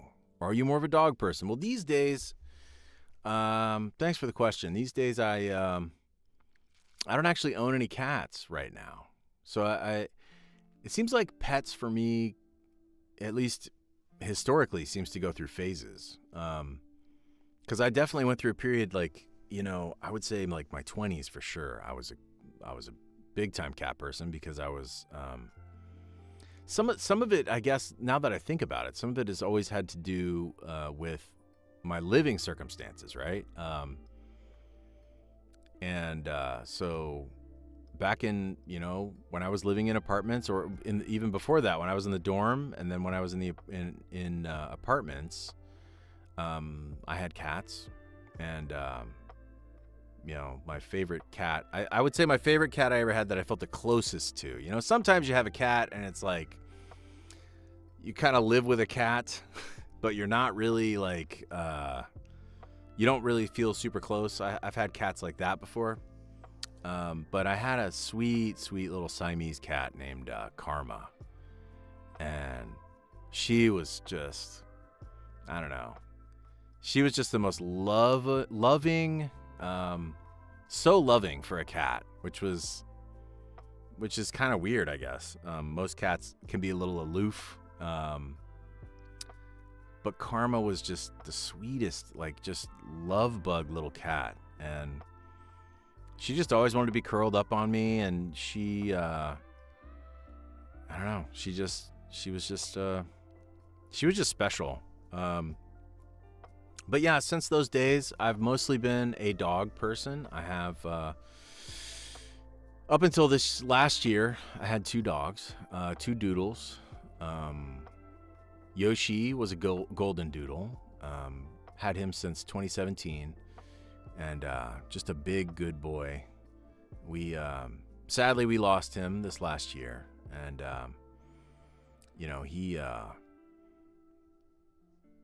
he was such a big part of our family, and just the sweetest boy ever.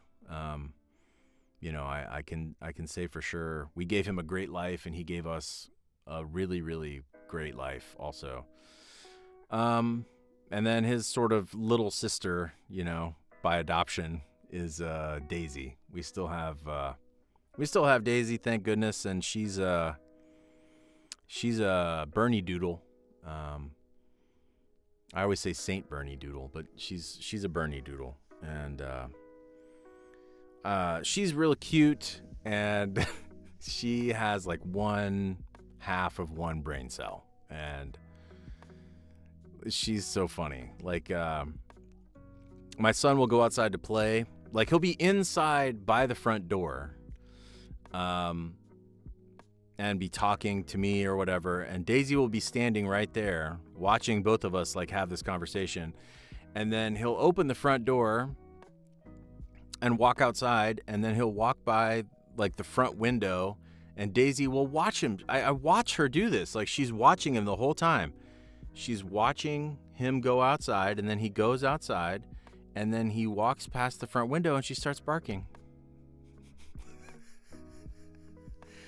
Every time. I'm like, Daisy, it's the same person. It's the same person that you just saw. It's my son. It's the same person. And she's just like, no, he's outside now. That's not allowed. He's not allowed. No one's allowed to be outside. She's just so derpy and sweet. And she is very great with the kids. That's one of the things I'll say for both Yoshi and Daisy have been just amazing with the boys, because the boys, rambunctious little boys. I mean, they're not always just the most careful, nor are they always the most loving in the way that they want to play with a dog. Like, sometimes it's pretty active, and sometimes they're running through the room and they just will step on unintentionally, Daisy and Yoshi both were just always so I guess understanding. They're certainly just part of the pack is the way that it is around here. So great pets. Daisy does get a walk every day, minimum 1 a day. That's kind of one of my son's chores to do.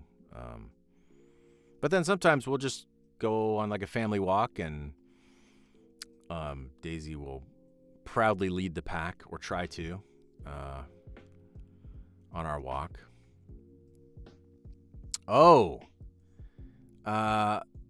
Stepping on an animal is like, I don't know. It's not like they're doing it intentionally, It's like a, I guess I would describe it as just like rough play, rough housing, It's, and I think the way that like for Christmas, for example, one of my sons, the boys shop for us at Five Below. So little background. So we all go to Five Below, and then Sarah and I will just kind of go off on our own, and like they we'll go buy gifts for each other, and then they'll, get some gifts for us. And then this year, one of my sons got a chew toy that was a little Santa Claus that's like when you move it around, like it's like crinkly, and it makes like crinkly sounds. And she just immediately just started eviscerating Santa Claus. As soon as that Santa Claus came out, she understood the assignment. She just started tearing, and the Santa Claus had a little squeaker in it, and so she destroyed that squeaker. Santa Claus is actually still kind of in one piece, and she gets a little bit interested in him, from time to time, but for the most part, he's been pretty destroyed, and she really enjoyed it. But then my other son got her like a, I don't know how you describe it. It's like a really long noodle, and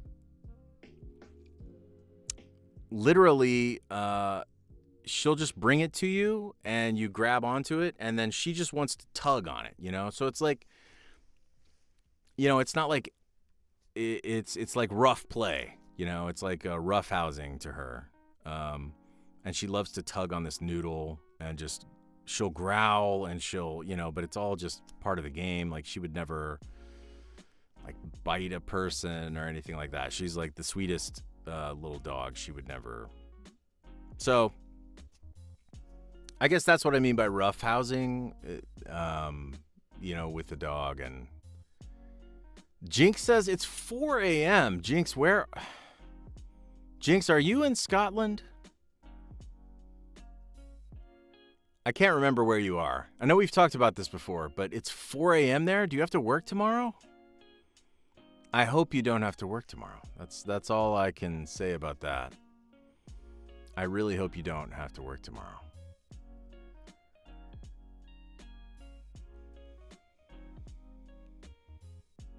Wait, is DJ... DJ, are you up again? You said you were going to sleep. I gave you the whole, going to sleep talk and everything. DJ.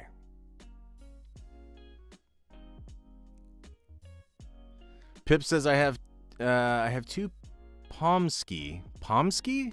And what is a Pomsky? Max says, finally done with my 7-day work week, and this has been such a nice way to relax. Well, good. I'm so glad to hear that. That's the goal, Here we all are, just chilling, trying to close the night out, kicking off the new year.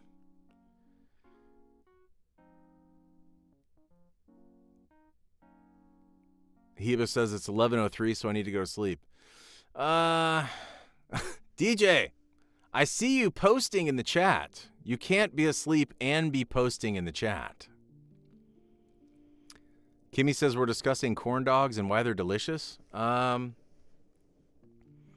I do like a good corn dog, but it has to be the right sort of... It has to be the right kind of context. Like, I can't... I don't know. I can't, just wake up and be like, man, I need a corn dog today. I don't know. I feel it's almost like corn dogs to me are very much like a fair food. If I'm especially if I'm at the state fair, we went to Texas State Fair last year. We didn't go this year, but we went last year. And, there's so many crazy food offerings at the Texas State Fair. So I did try some stuff, tried some new stuff. But at the end of the day, I really just want a corn dog. If I'm at the fair, I want a corn dog. That feels like the right context. But it's like eggnog. Like, I can't just wake up on a random Wednesday and be like, man, I need some eggnog, I do like eggnog, but it's got to be the right setting for that. Are you doing anything with Solo Leveling? Been rereading again before the new season. So, funny thing, Tony, I haven't actually read that. But I will say My kids famously, everybody knows this probably by now, but my kids are not very into anime. I've certainly tried a fair amount of time. Like I try not to like force stuff on my kids when it comes to media. Some things I do force on my kids. Okay, honest. If I'm honest right now, there are some things that I've kind of forced on my kids, especially around movies. There are some times I've been like, hey guys, we're going to watch this. But Solo Leveling has been a show that really all three of them have been able to watch and get into. And I think it's because of it's very fight heavy. And it's got really good animation. And there's not a whole lot of time that's spent on, I mean, there's they develop the characters, etc. But it's just got really, really good fights. And so I think because of that, they've been able to get into it in a way that they're like, oh yeah, I want to watch the next one. Okay, want to watch the next one. Want to watch.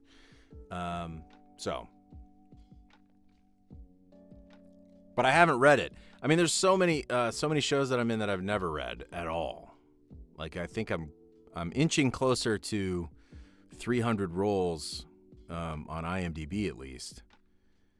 And yeah, there's just so much stuff I've never read.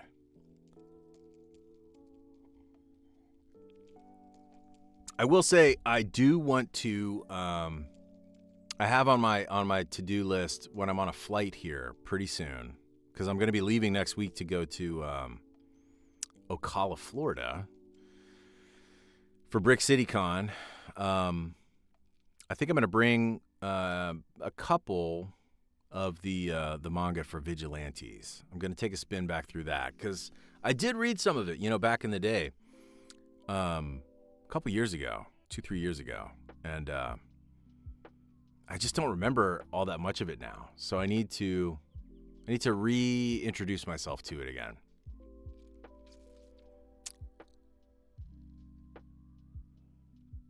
Yeah, I'm super close to. Is that royalties? Oh my gosh, royalties, what is up? I have not seen you in a dog's age. How's it going? Good to see you again. Yes, it is me. What's up? Happy New Year.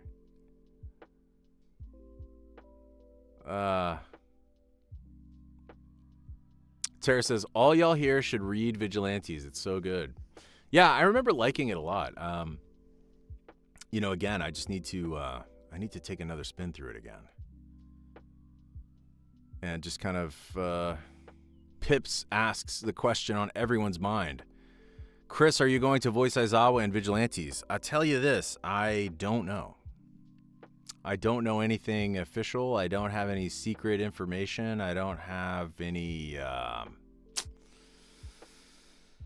just don't know.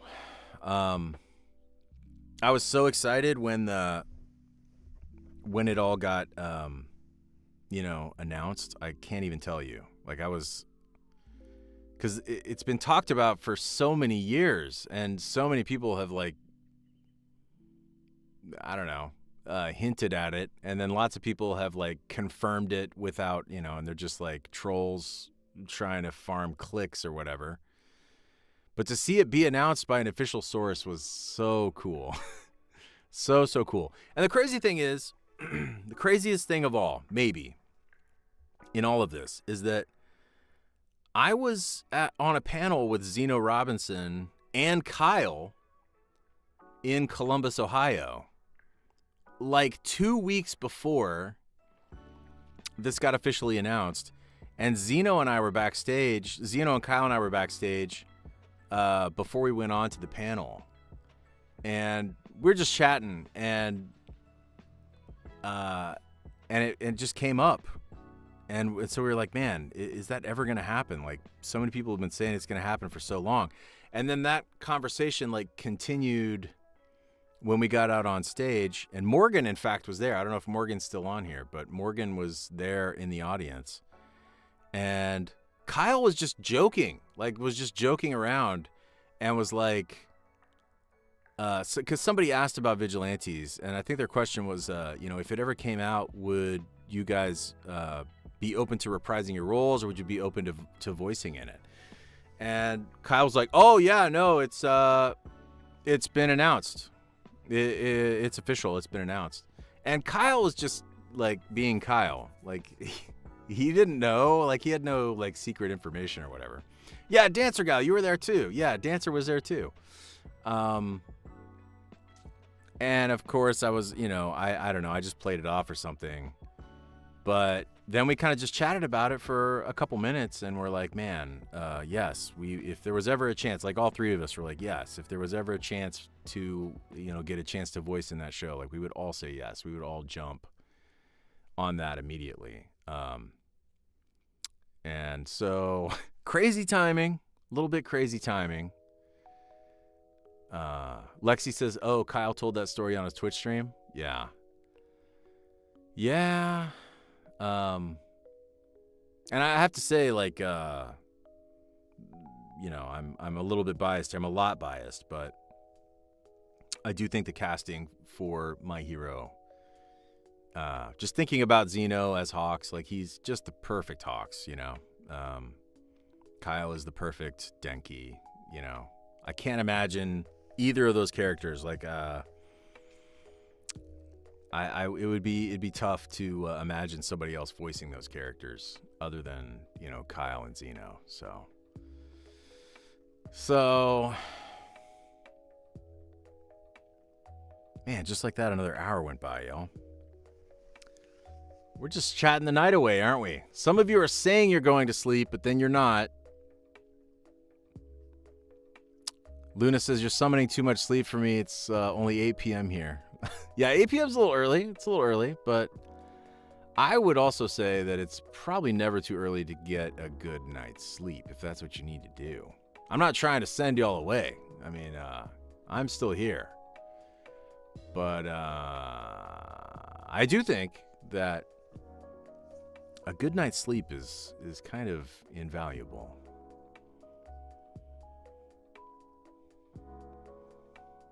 Oh, thank you, Jadzia. That's very sweet. Jadzia says there's only one Aizawa voice for us. Thank you so much. Yeah, like I said, if there's a chance for me to join that cast, I definitely will be excited to do it. I'm going to take a quick, just another quick break here. Go fill up my cup again and be right back. Keep on chatting tonight, at least for a little while. And be back with you in just a minute. You can chat with Cheryl, of course. Don't forget about Cheryl. Royalty says my streamer got partnered? Congratulations. That's freaking awesome. Way to go. Yes, hydrate or dihydrate, right? Okay. I shall be back momentarily.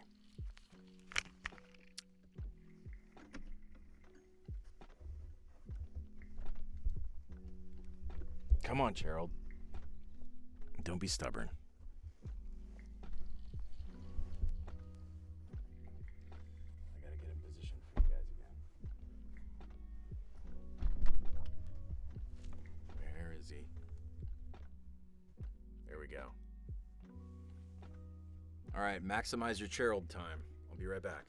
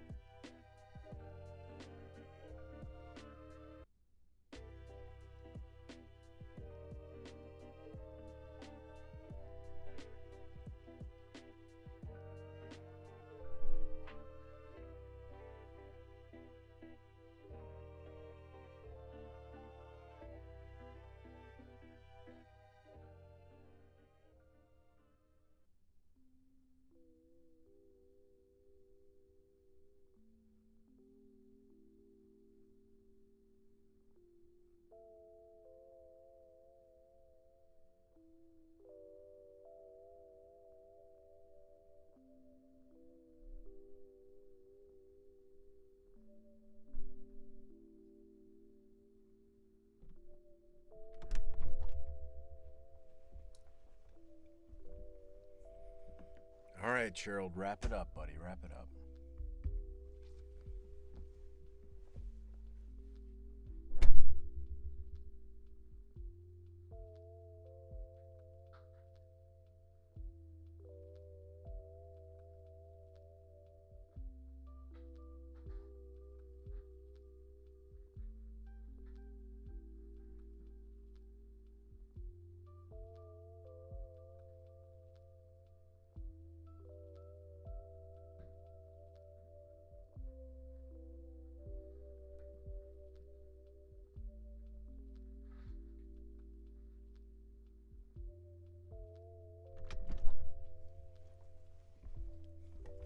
I saw this little guy.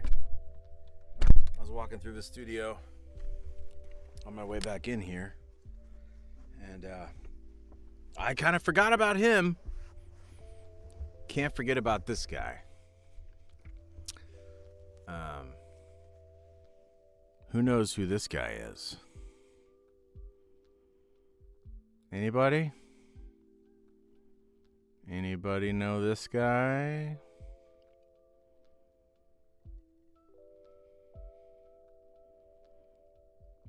I'm going to give you a big hint by just telling you who he is. Oops. There you go.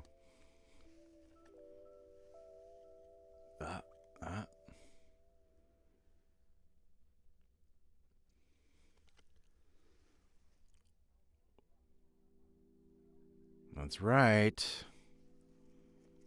It's the Master Innkeeper from Bed and Breakfast of Spirits. And one of the things that I forgot to check, that I meant to check,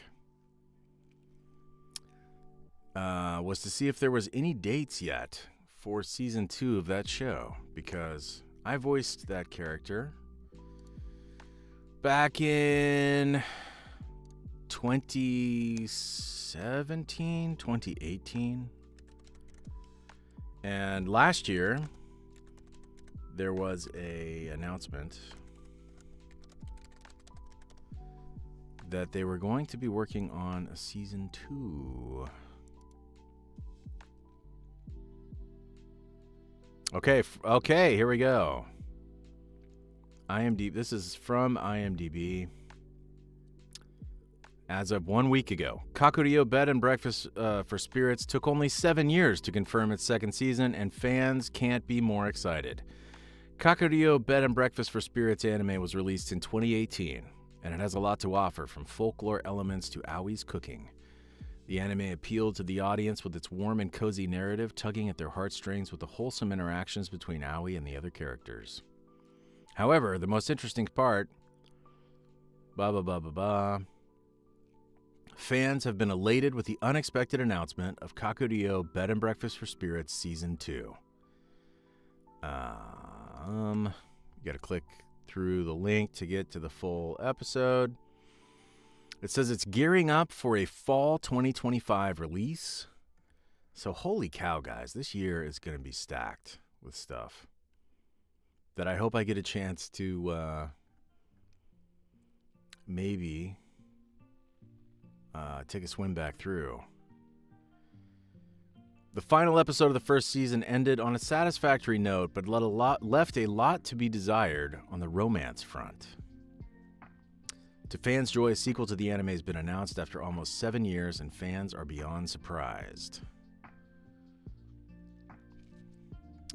Kakuryou Bed and Breakfast for Spirits is the story of Aoi Tsubaki, who is taught to coexist in peace with Ayakashi spirits by her grandfather. After his passing, Aoi gets taken to the Hidden Realm as collateral for her grandfather's debt. Instead of marrying the ogre god Odana, she chooses to run an eatery. The narrative allows space for many heartwarming interactions with Aoi and Odana at the center of it all. The anime enjoys a loyal fan base, but they had lost all hope after no updates on a potential second season after almost 7 years. So they were pleasantly surprised with the sequel announcement and shared their excitement on X Twitter. So cool. Scheduled for the fall of 2025, Studio Gonzo will once again be at the helm of the animation production of the series, and the main Japanese cast will be reprising their roles.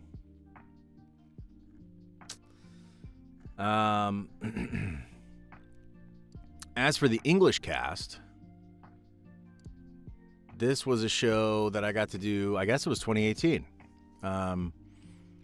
And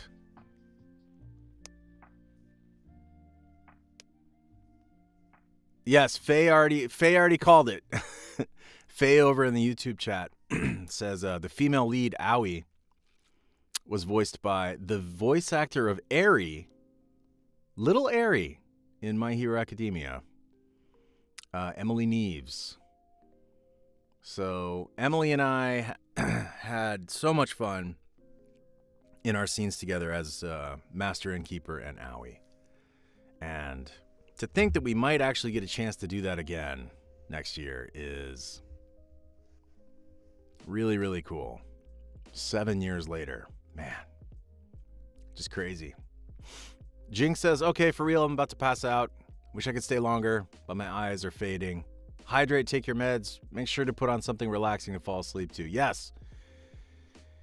If you're having trouble falling asleep, might I suggest my own very dulcet tones, I'm told, through the Sleep Summoner YouTube channel. I'm currently reading through A Tale of Two Cities by Charles Dickens. Go check it out if you haven't yet, and just see if it's your cup of tea. Hey, Mutt, thank you very much. Appreciate that. We, asking the question on everyone's mind, are you going to voice Aizawa in Vigilantes? I don't know. I don't know yet. I can tell you that if it's up to me, the answer is yes. So, Max says, order dinner off DoorDash, and then I will go to sleep. I am so tired. What kind of food did you order from DoorDash? Make us all hungry. Make us all hungry now that it's getting late.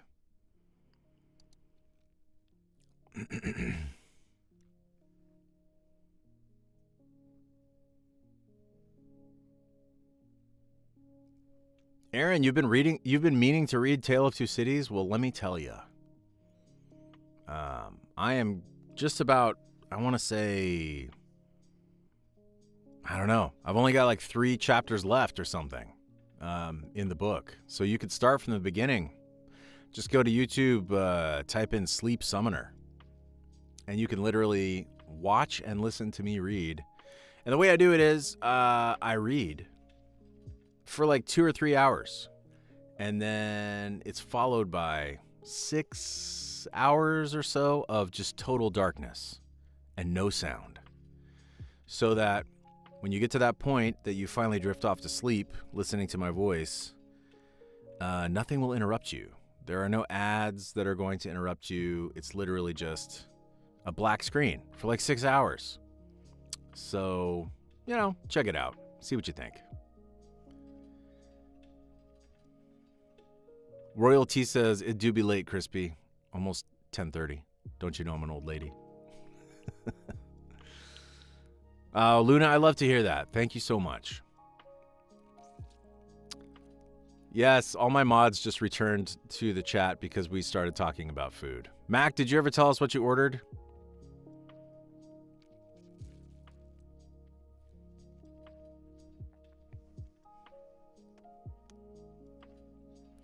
You're watching The Twilight Zone along with this. That is 2 very, very different vibes. Now, I have to ask, are you watching the original Twilight Zone? Like the Rod Serling Twilight Zone? Or are you watching the more recent Twilight Zone? I'm a big, big fan of the original series. The original Twilight Zone series with Rod Serling is, like, in my opinion, some of my favorite super duper old school TV. Like, I can still put those old episodes on at times and still just enjoy the heck out of them. Up to and including, Yeah, there is a new, Luna says there's a new Twilight Zone. Yes, there is a new Twilight Zone. It was done by Jordan Peele. And I watched a little bit of it, but I didn't watch, it wasn't really for me, I don't think. Because I watched some of it, and my impression of it was kind of redoing a lot of the same storylines from the original series. But obviously, for a younger audience, and which is fine. There's nothing wrong with that. I love the fact that maybe Twilight Zone could be brought back into the consciousness, so to speak, because it is such a classic.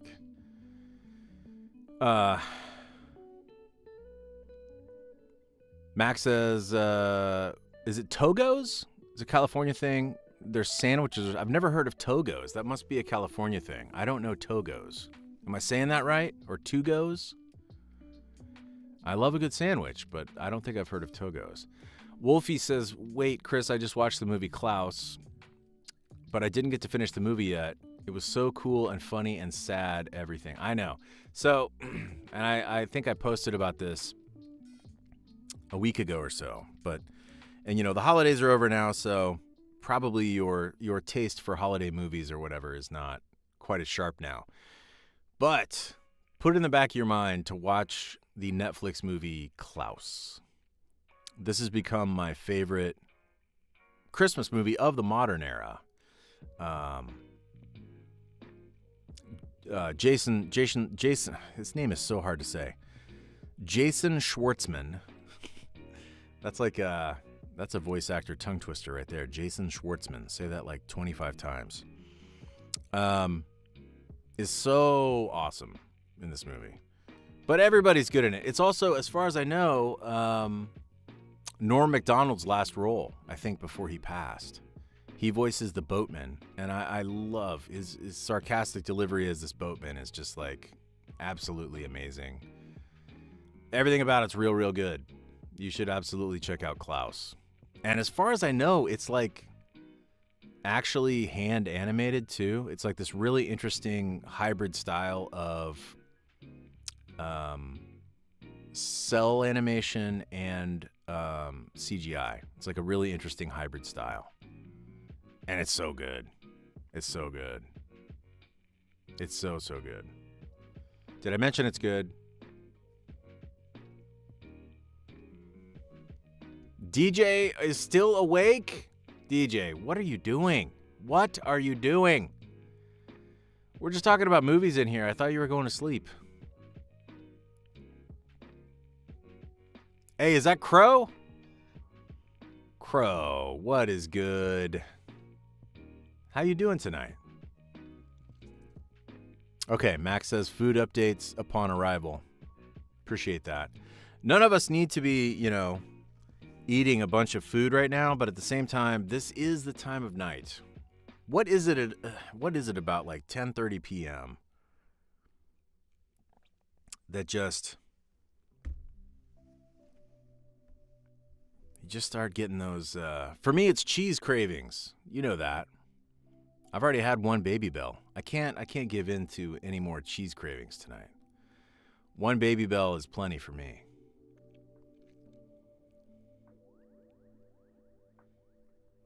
Crow's been on the Discord too? I didn't know that.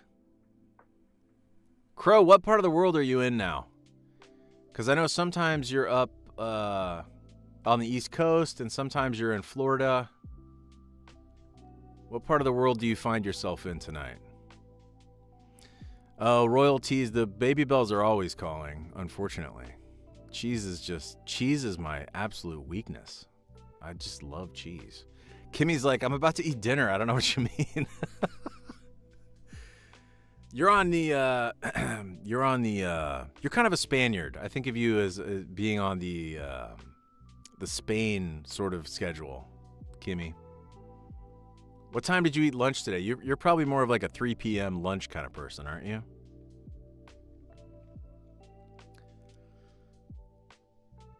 Oh, Crow's in Florida. Okay. That's cool. I hope things are well. Hope things are well in Florida. Glad to hear that you're up in the Discord. That's exciting.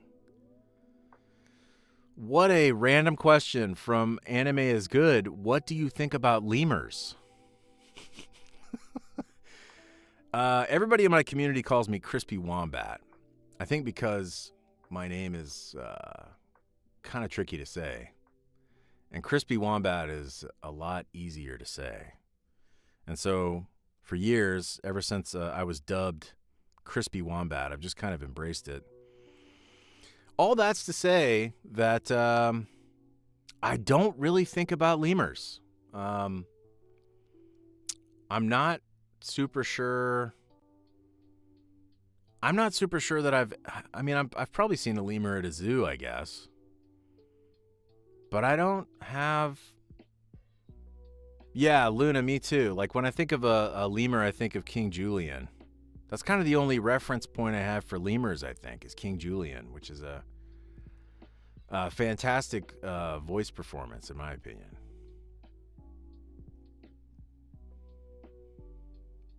Hey, thank you, Jordan. It was a gift. Somebody gave me at a con.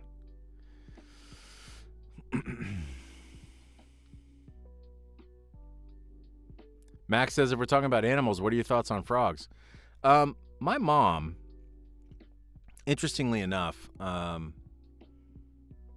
don't know why. Now that I say this out loud, I don't know why, but I want to say like in the late 90s, my mom started kind of collecting frogs, like decorative stuff. And then for a while there, that was just a thing. And she still has a lot of frogs around the house. Like a frog on a bicycle or like a little frog planter. Again, I don't really know the reason why. I think she just liked frogs, but yeah, I got nothing against frogs. Frogs are good. I'm good with frogs. Frogs are good with me. I don't, I spent a lot of time outside as a kid, just on my own, because I'm an only child. So I spent a lot of time on my own, talking to myself a lot as a kid. I think it's part of the reason why I became a voice actor is because I was just so used to like playing with my toys and voicing all the characters in the toys, and it was kind of just me there a lot of the time. So I would do like set up whole scenes with like my G.I. Joes or whatever, and I would voice all the characters in the scene. Didn't know what I was training for, but anyway, I digress. So I spent a lot of time outside as a kid, and just playing in the yard or whatever. And occasionally there'd be little critters back there, little frogs or whatever. And I don't know why, I was just never felt like creeped out by frogs or scared by frogs or anything. Like frogs were just funny little hoppy guys. And so I always liked frogs, I guess, in a way. I mean, I never had a pet frog or anything, but Lexi mentions frog legs. I did try frog legs. I've had frog legs, I guess, once or twice. Nothing really to write home about, in my opinion. I guess they're kind of a delicacy, right? Like people will treat frog's legs kind of like caviar, maybe in certain settings. I don't know. To me, the stereotype was 100% true. It just tasted like chicken. Like there was nothing super notable about that for me. Just kind of like just stringy chicken.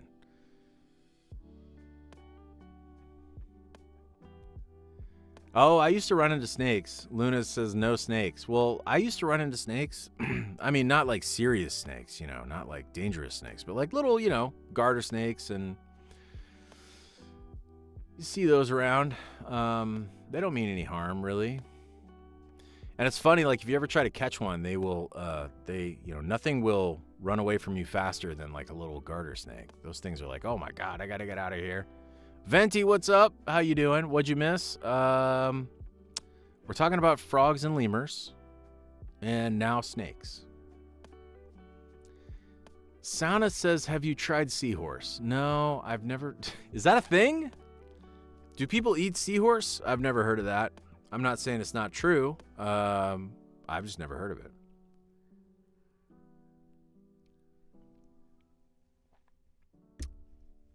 No, I've never tried a seahorse.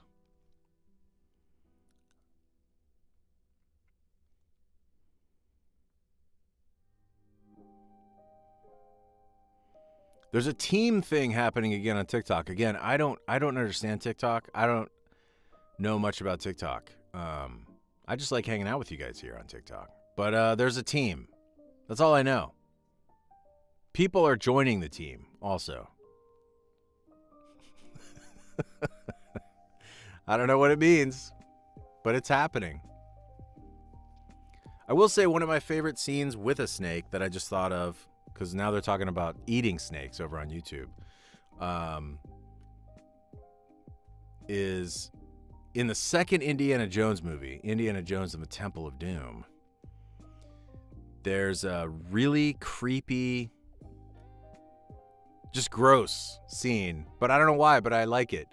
They're all like sitting down to eat this exotic meal, and there's all these like bugs and like all this gross stuff that the people are eating, and they're being presented like they're delicacies.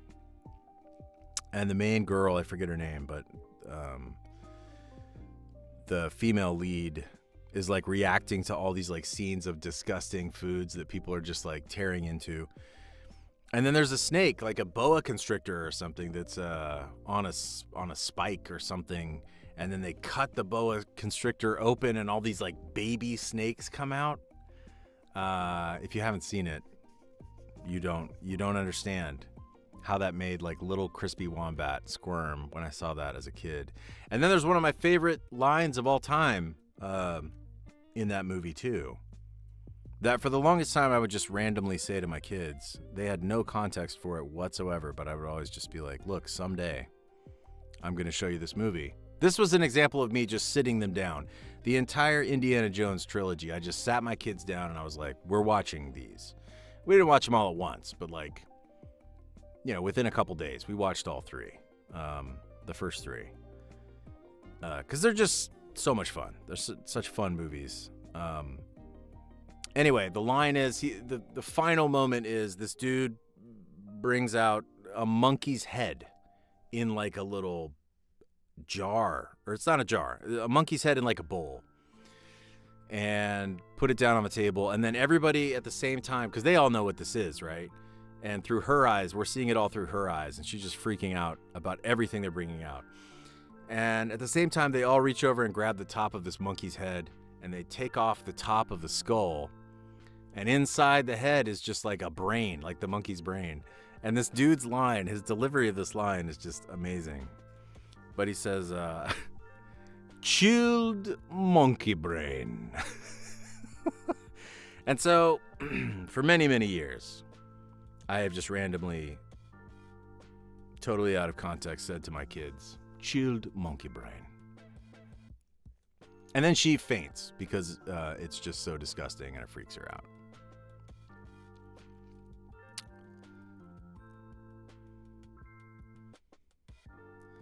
I don't know. We got like 10 more minutes here, guys. Does anybody have any final thoughts, final questions, final burning inquiries before we close it down for another cozy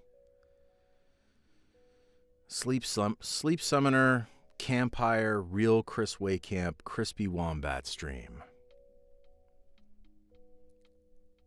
Oh, Max says my meatball sub will be here soon. Oh, meatball sub. Caden says, what are you fidgeting with? This is one of the wonderful side bonuses of Baby Bell cheese, if you guys don't know. I love Baby Bell cheese. I love everything about it. But one of the very nice parts of Baby Bell cheese is that you get the wax. And so I've just been fidgeting and shaping this wax as I've been talking to you guys. The little pleasures in life, you know? Life is about these little happy moments. Bella says, can you give us another dad joke? Yes. Here you go. This is one of my favorites. And let me give it to you as a sensei if you guys are ready for that.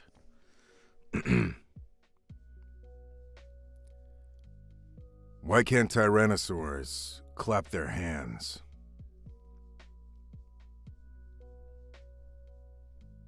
Because they're all dead.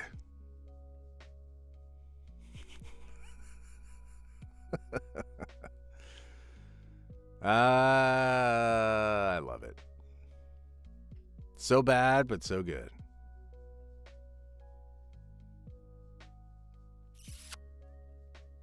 What's your next closest to home convention? Like to come say hi. Oh man. The better question is, what can I announce? What can I talk about that's been announced? I don't think I can talk about anything quite yet when it comes to that. I can tell you for sure that not this weekend, but the weekend after that, I'm going to be in Ocala, Florida for Brick City Con.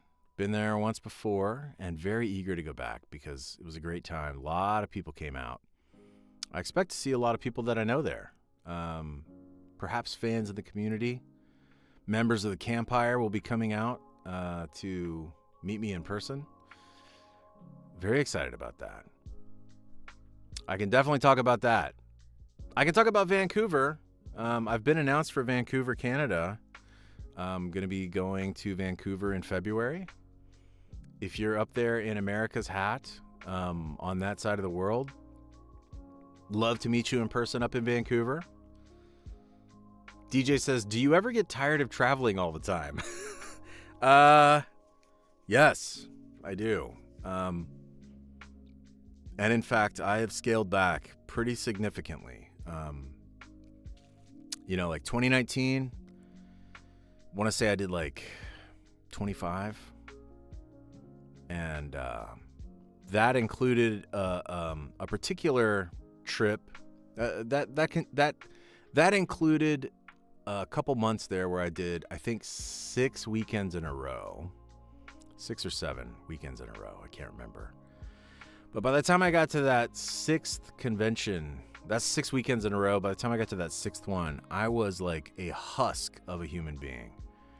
I was still so happy to be meeting people and, chatting with fans and everything, but I felt like the soul had been sucked out of my body. Not by the cons even, just by the airports. Do I not like airports anymore.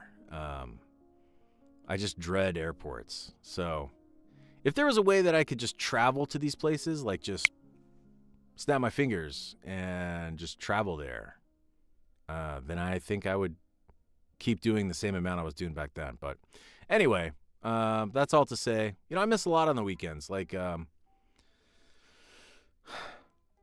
my kids are growing up so fast. And so I just very grateful for all the time that I get to spend with them during the week and on the weekends when I'm here. And I just love being around them. I love being with them and being there for their stuff. And so McKenna says, Chris is avoiding the dinosaur question. I didn't see the dinosaur question. What was the favorite dinosaur? Favorite dinosaur. So when I was a kid, I was pretty into dinosaurs. And I think when I was a kid, I want to say my favorite dinosaur was the Ankylosaurus. That was the guy that was like, he kind of looked like a turtle. He had a bunch of like armor on his back.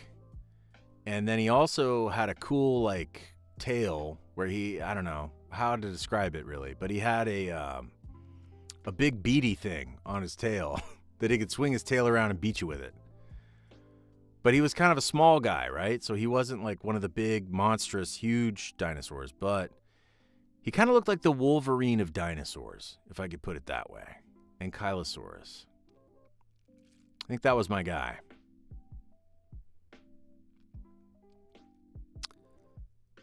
Hey, now that is a stylish hat. Thank you, Shinori. Emma says, I'm a big fan. Well, welcome in, Emma. Good to meet you. Would you rather be able to talk to animals or heal people and animals by singing, or both? Or both? Well, both. I mean, easy choice there. Give me both. I want to talk to the animals and heal them. Easy choice. Hey, Sam Pendergast over here in the YouTube chat. What is up, Sam? Good to meet you again. Sam, are you still in the Discord? I can't remember. I don't think I've seen you in the Discord recently. But very good to see you, and thanks for joining the stream.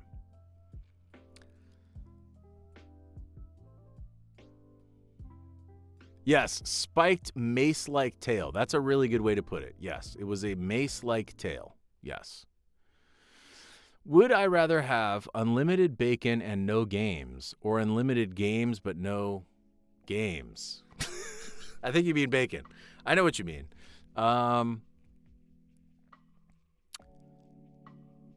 Man, I feel like, in a weird way, I guess I have both, right? I mean, don't we all kind of have both? But I guess you mean, like, if I could just, like, magically produce infinite bacon? Is that the premise? Infinite bacon? I feel like infinite bacon could do a lot of good in the world. If I could infinitely produce bacon, that might dramatically increase heart disease, but also it's bacon. And I do think that would help a lot of people.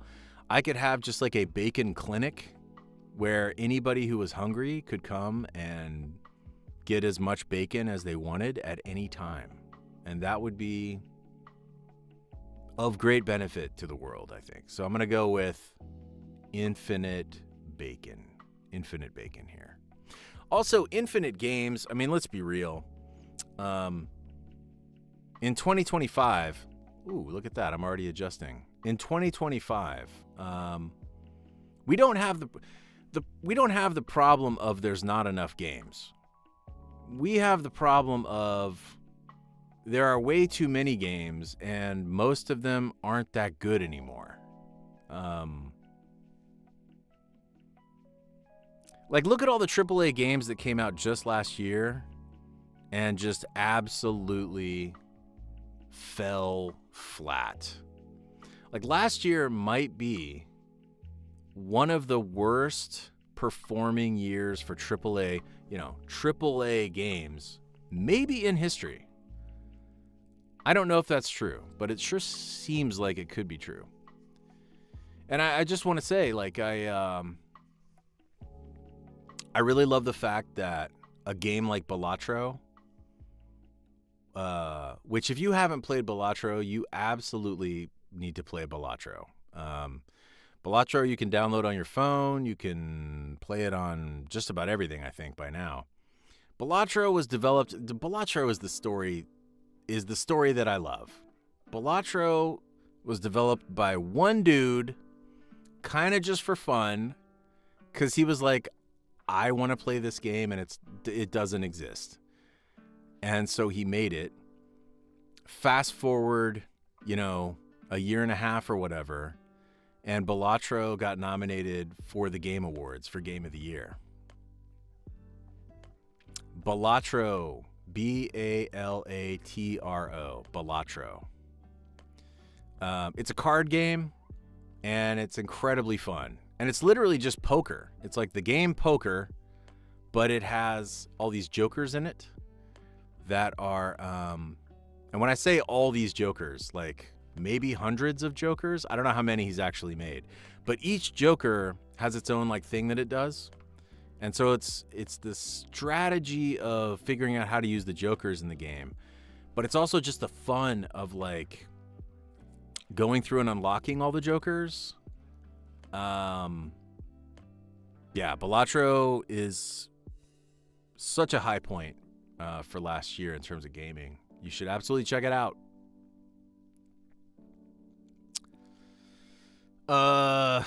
Tara says, how tall are you? I'm 6'1", and I was a total string bean when I was in high school. I was the skinniest little kid you could ever imagine when I was in high school. I think I graduated high school, and I think I was close to 6 feet tall, 5'11", something like that, and I think I weighed like 130 pounds. So if you can imagine that, 130, 135 pounds. I was just a string bean kid.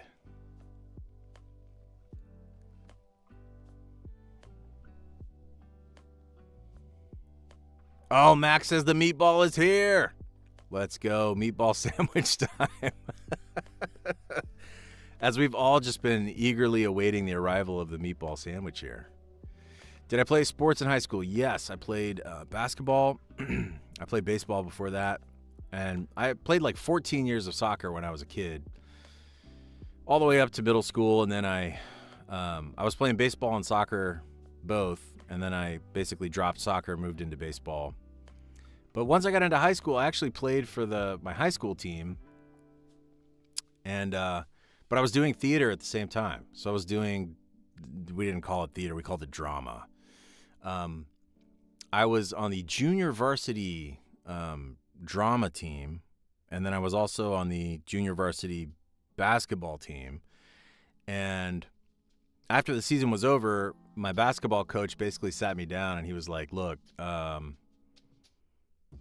you're not going to be able to choose, you're not going to be able to do both of these things. You're going to have to decide, which of these things you want to do going into your sophomore year. And I was like, well, what do you think I should do? He's like, well, you seem to be really good at the theater thing.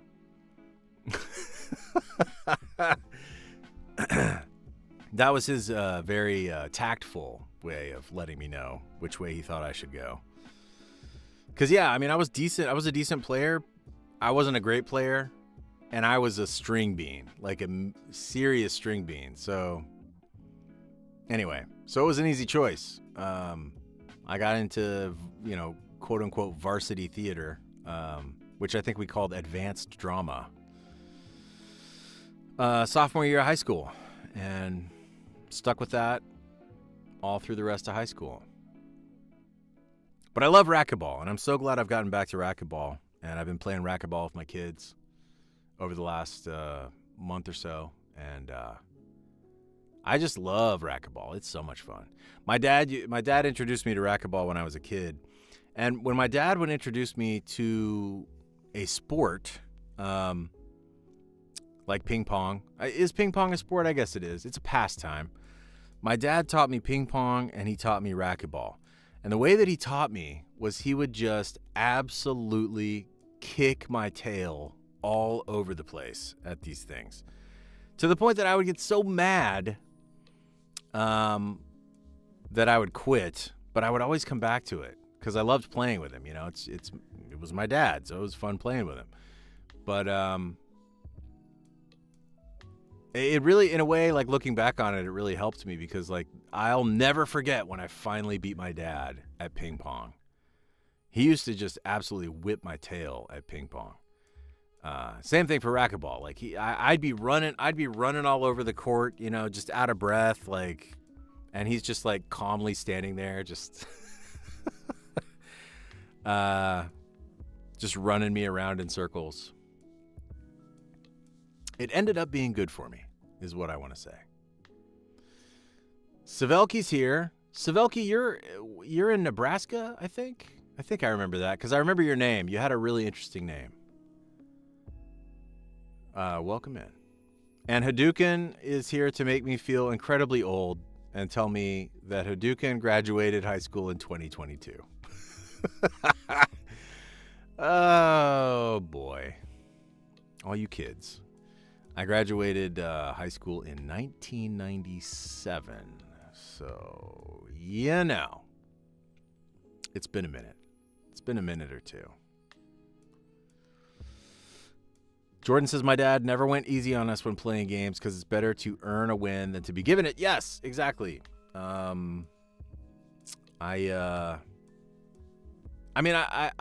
do think there's like a level of like with my own kids, I try not to just rub it in their faces, but I definitely do not want to make it easy for them to get the win, because I just remember how valuable it felt when I finally did get good enough to beat my dad. Like, it was a huge milestone. I'll never forget it. And yeah, there's something to be said for that. What exactly is racquetball? Well, these days people don't really know racquetball. They know, what's it called? The game that you play. It's like tennis, but it's not tennis. And it's like tennis, but just everything's smaller and shorter and closer. Pickleball. There we go. Thank you. Pickleball. I haven't played pickleball yet. I probably will at some point. I'll play pickleball. I know a lot of people play it. It's really, really popular.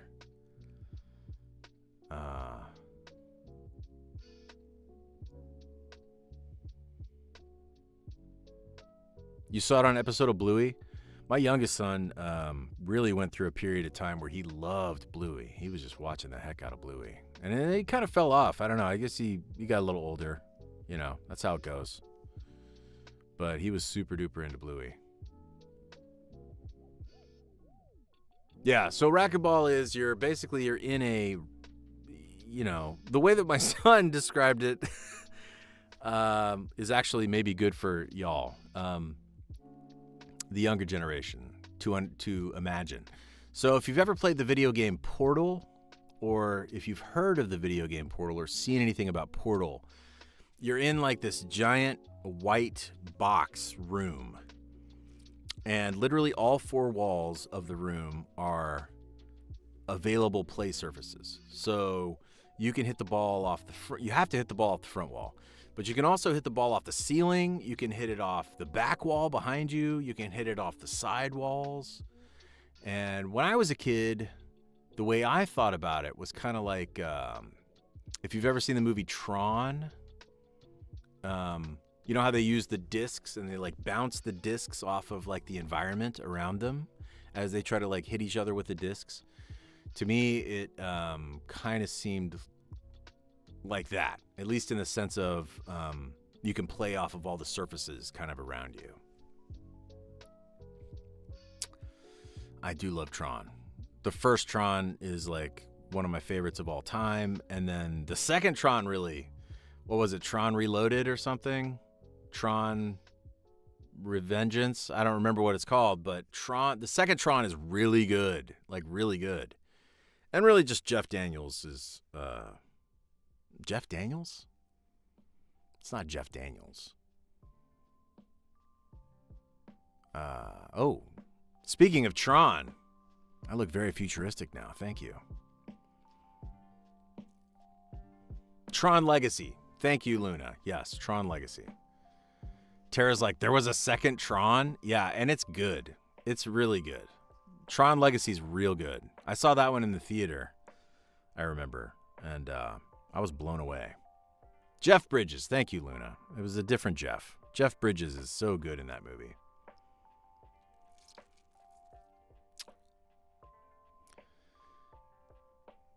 Oh, thank you so much. Yeah, I was just talking about that. Wait, were you in here earlier? I don't know. I when I was walking back through the studio, I found this little Odana plushie.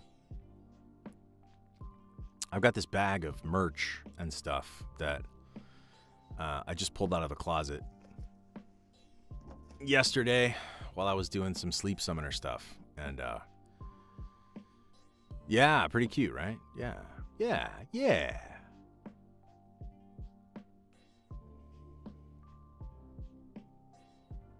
Wait, Lynn, you remember that?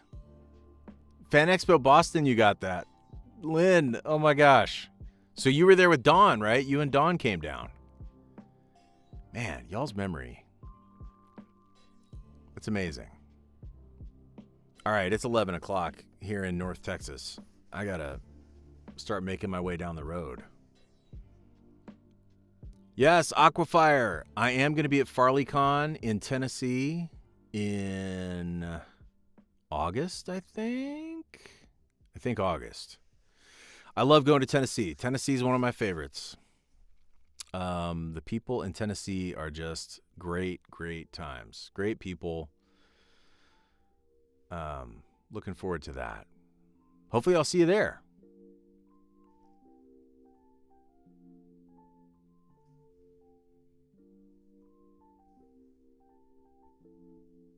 Viridian, what's up? Happy New Year. Hope you're doing well, Viridian. Good to see you. All right, guys, I'm going to bounce. Thanks so much for another super fun stream tonight. Super chill. Nice, cozy stream. I will tell you, my last plug of the night, I suppose. The YouTube channel, Sleep Summoner, just posted a new video. So go check it out. Especially those of you that are headed off to bed. If you typically turn on the TV in the background or listen to an audiobook or whatever, give me a shot. Give Sleep Summoner a shot tonight. See if my reading and narration and my calm, cozy voice can help you get off to premium dreamland sleep. I mean, it's free, but you know what I mean. All right, y'all. Thanks for all the hats and the glasses and the roses and the teams, and I don't know what it all means, but I enjoy it all. So, TikTok, until next time, go beyond plus ultra. And YouTube, you guys are already there. You guys are already in the spot that I need you to be. Hanging out with me on YouTube on the Sleep Summoner channel.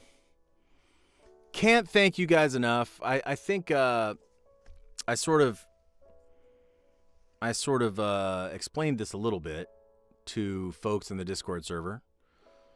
But I just want to take a moment to thank all of you for making the last couple months. It's only been 2 months. I can't believe that. I can't believe it's only been 2 months, guys, since Sleep Summoner dropped its first video. But in that time, I've already achieved so much more than I thought really that I was going to in a short period of time. So that's all thanks to you guys. So thank each and every one of you for subscribing to the channel, for liking the videos, for watching the videos, and then for joining me on Patreon too. It's just been so cool and given me so much confidence to go into the new year and just keep rolling with this. The fact that you guys like it, the fact that you're watching it, the fact that that you're enjoying it, it means a lot to me. So thank you guys so much.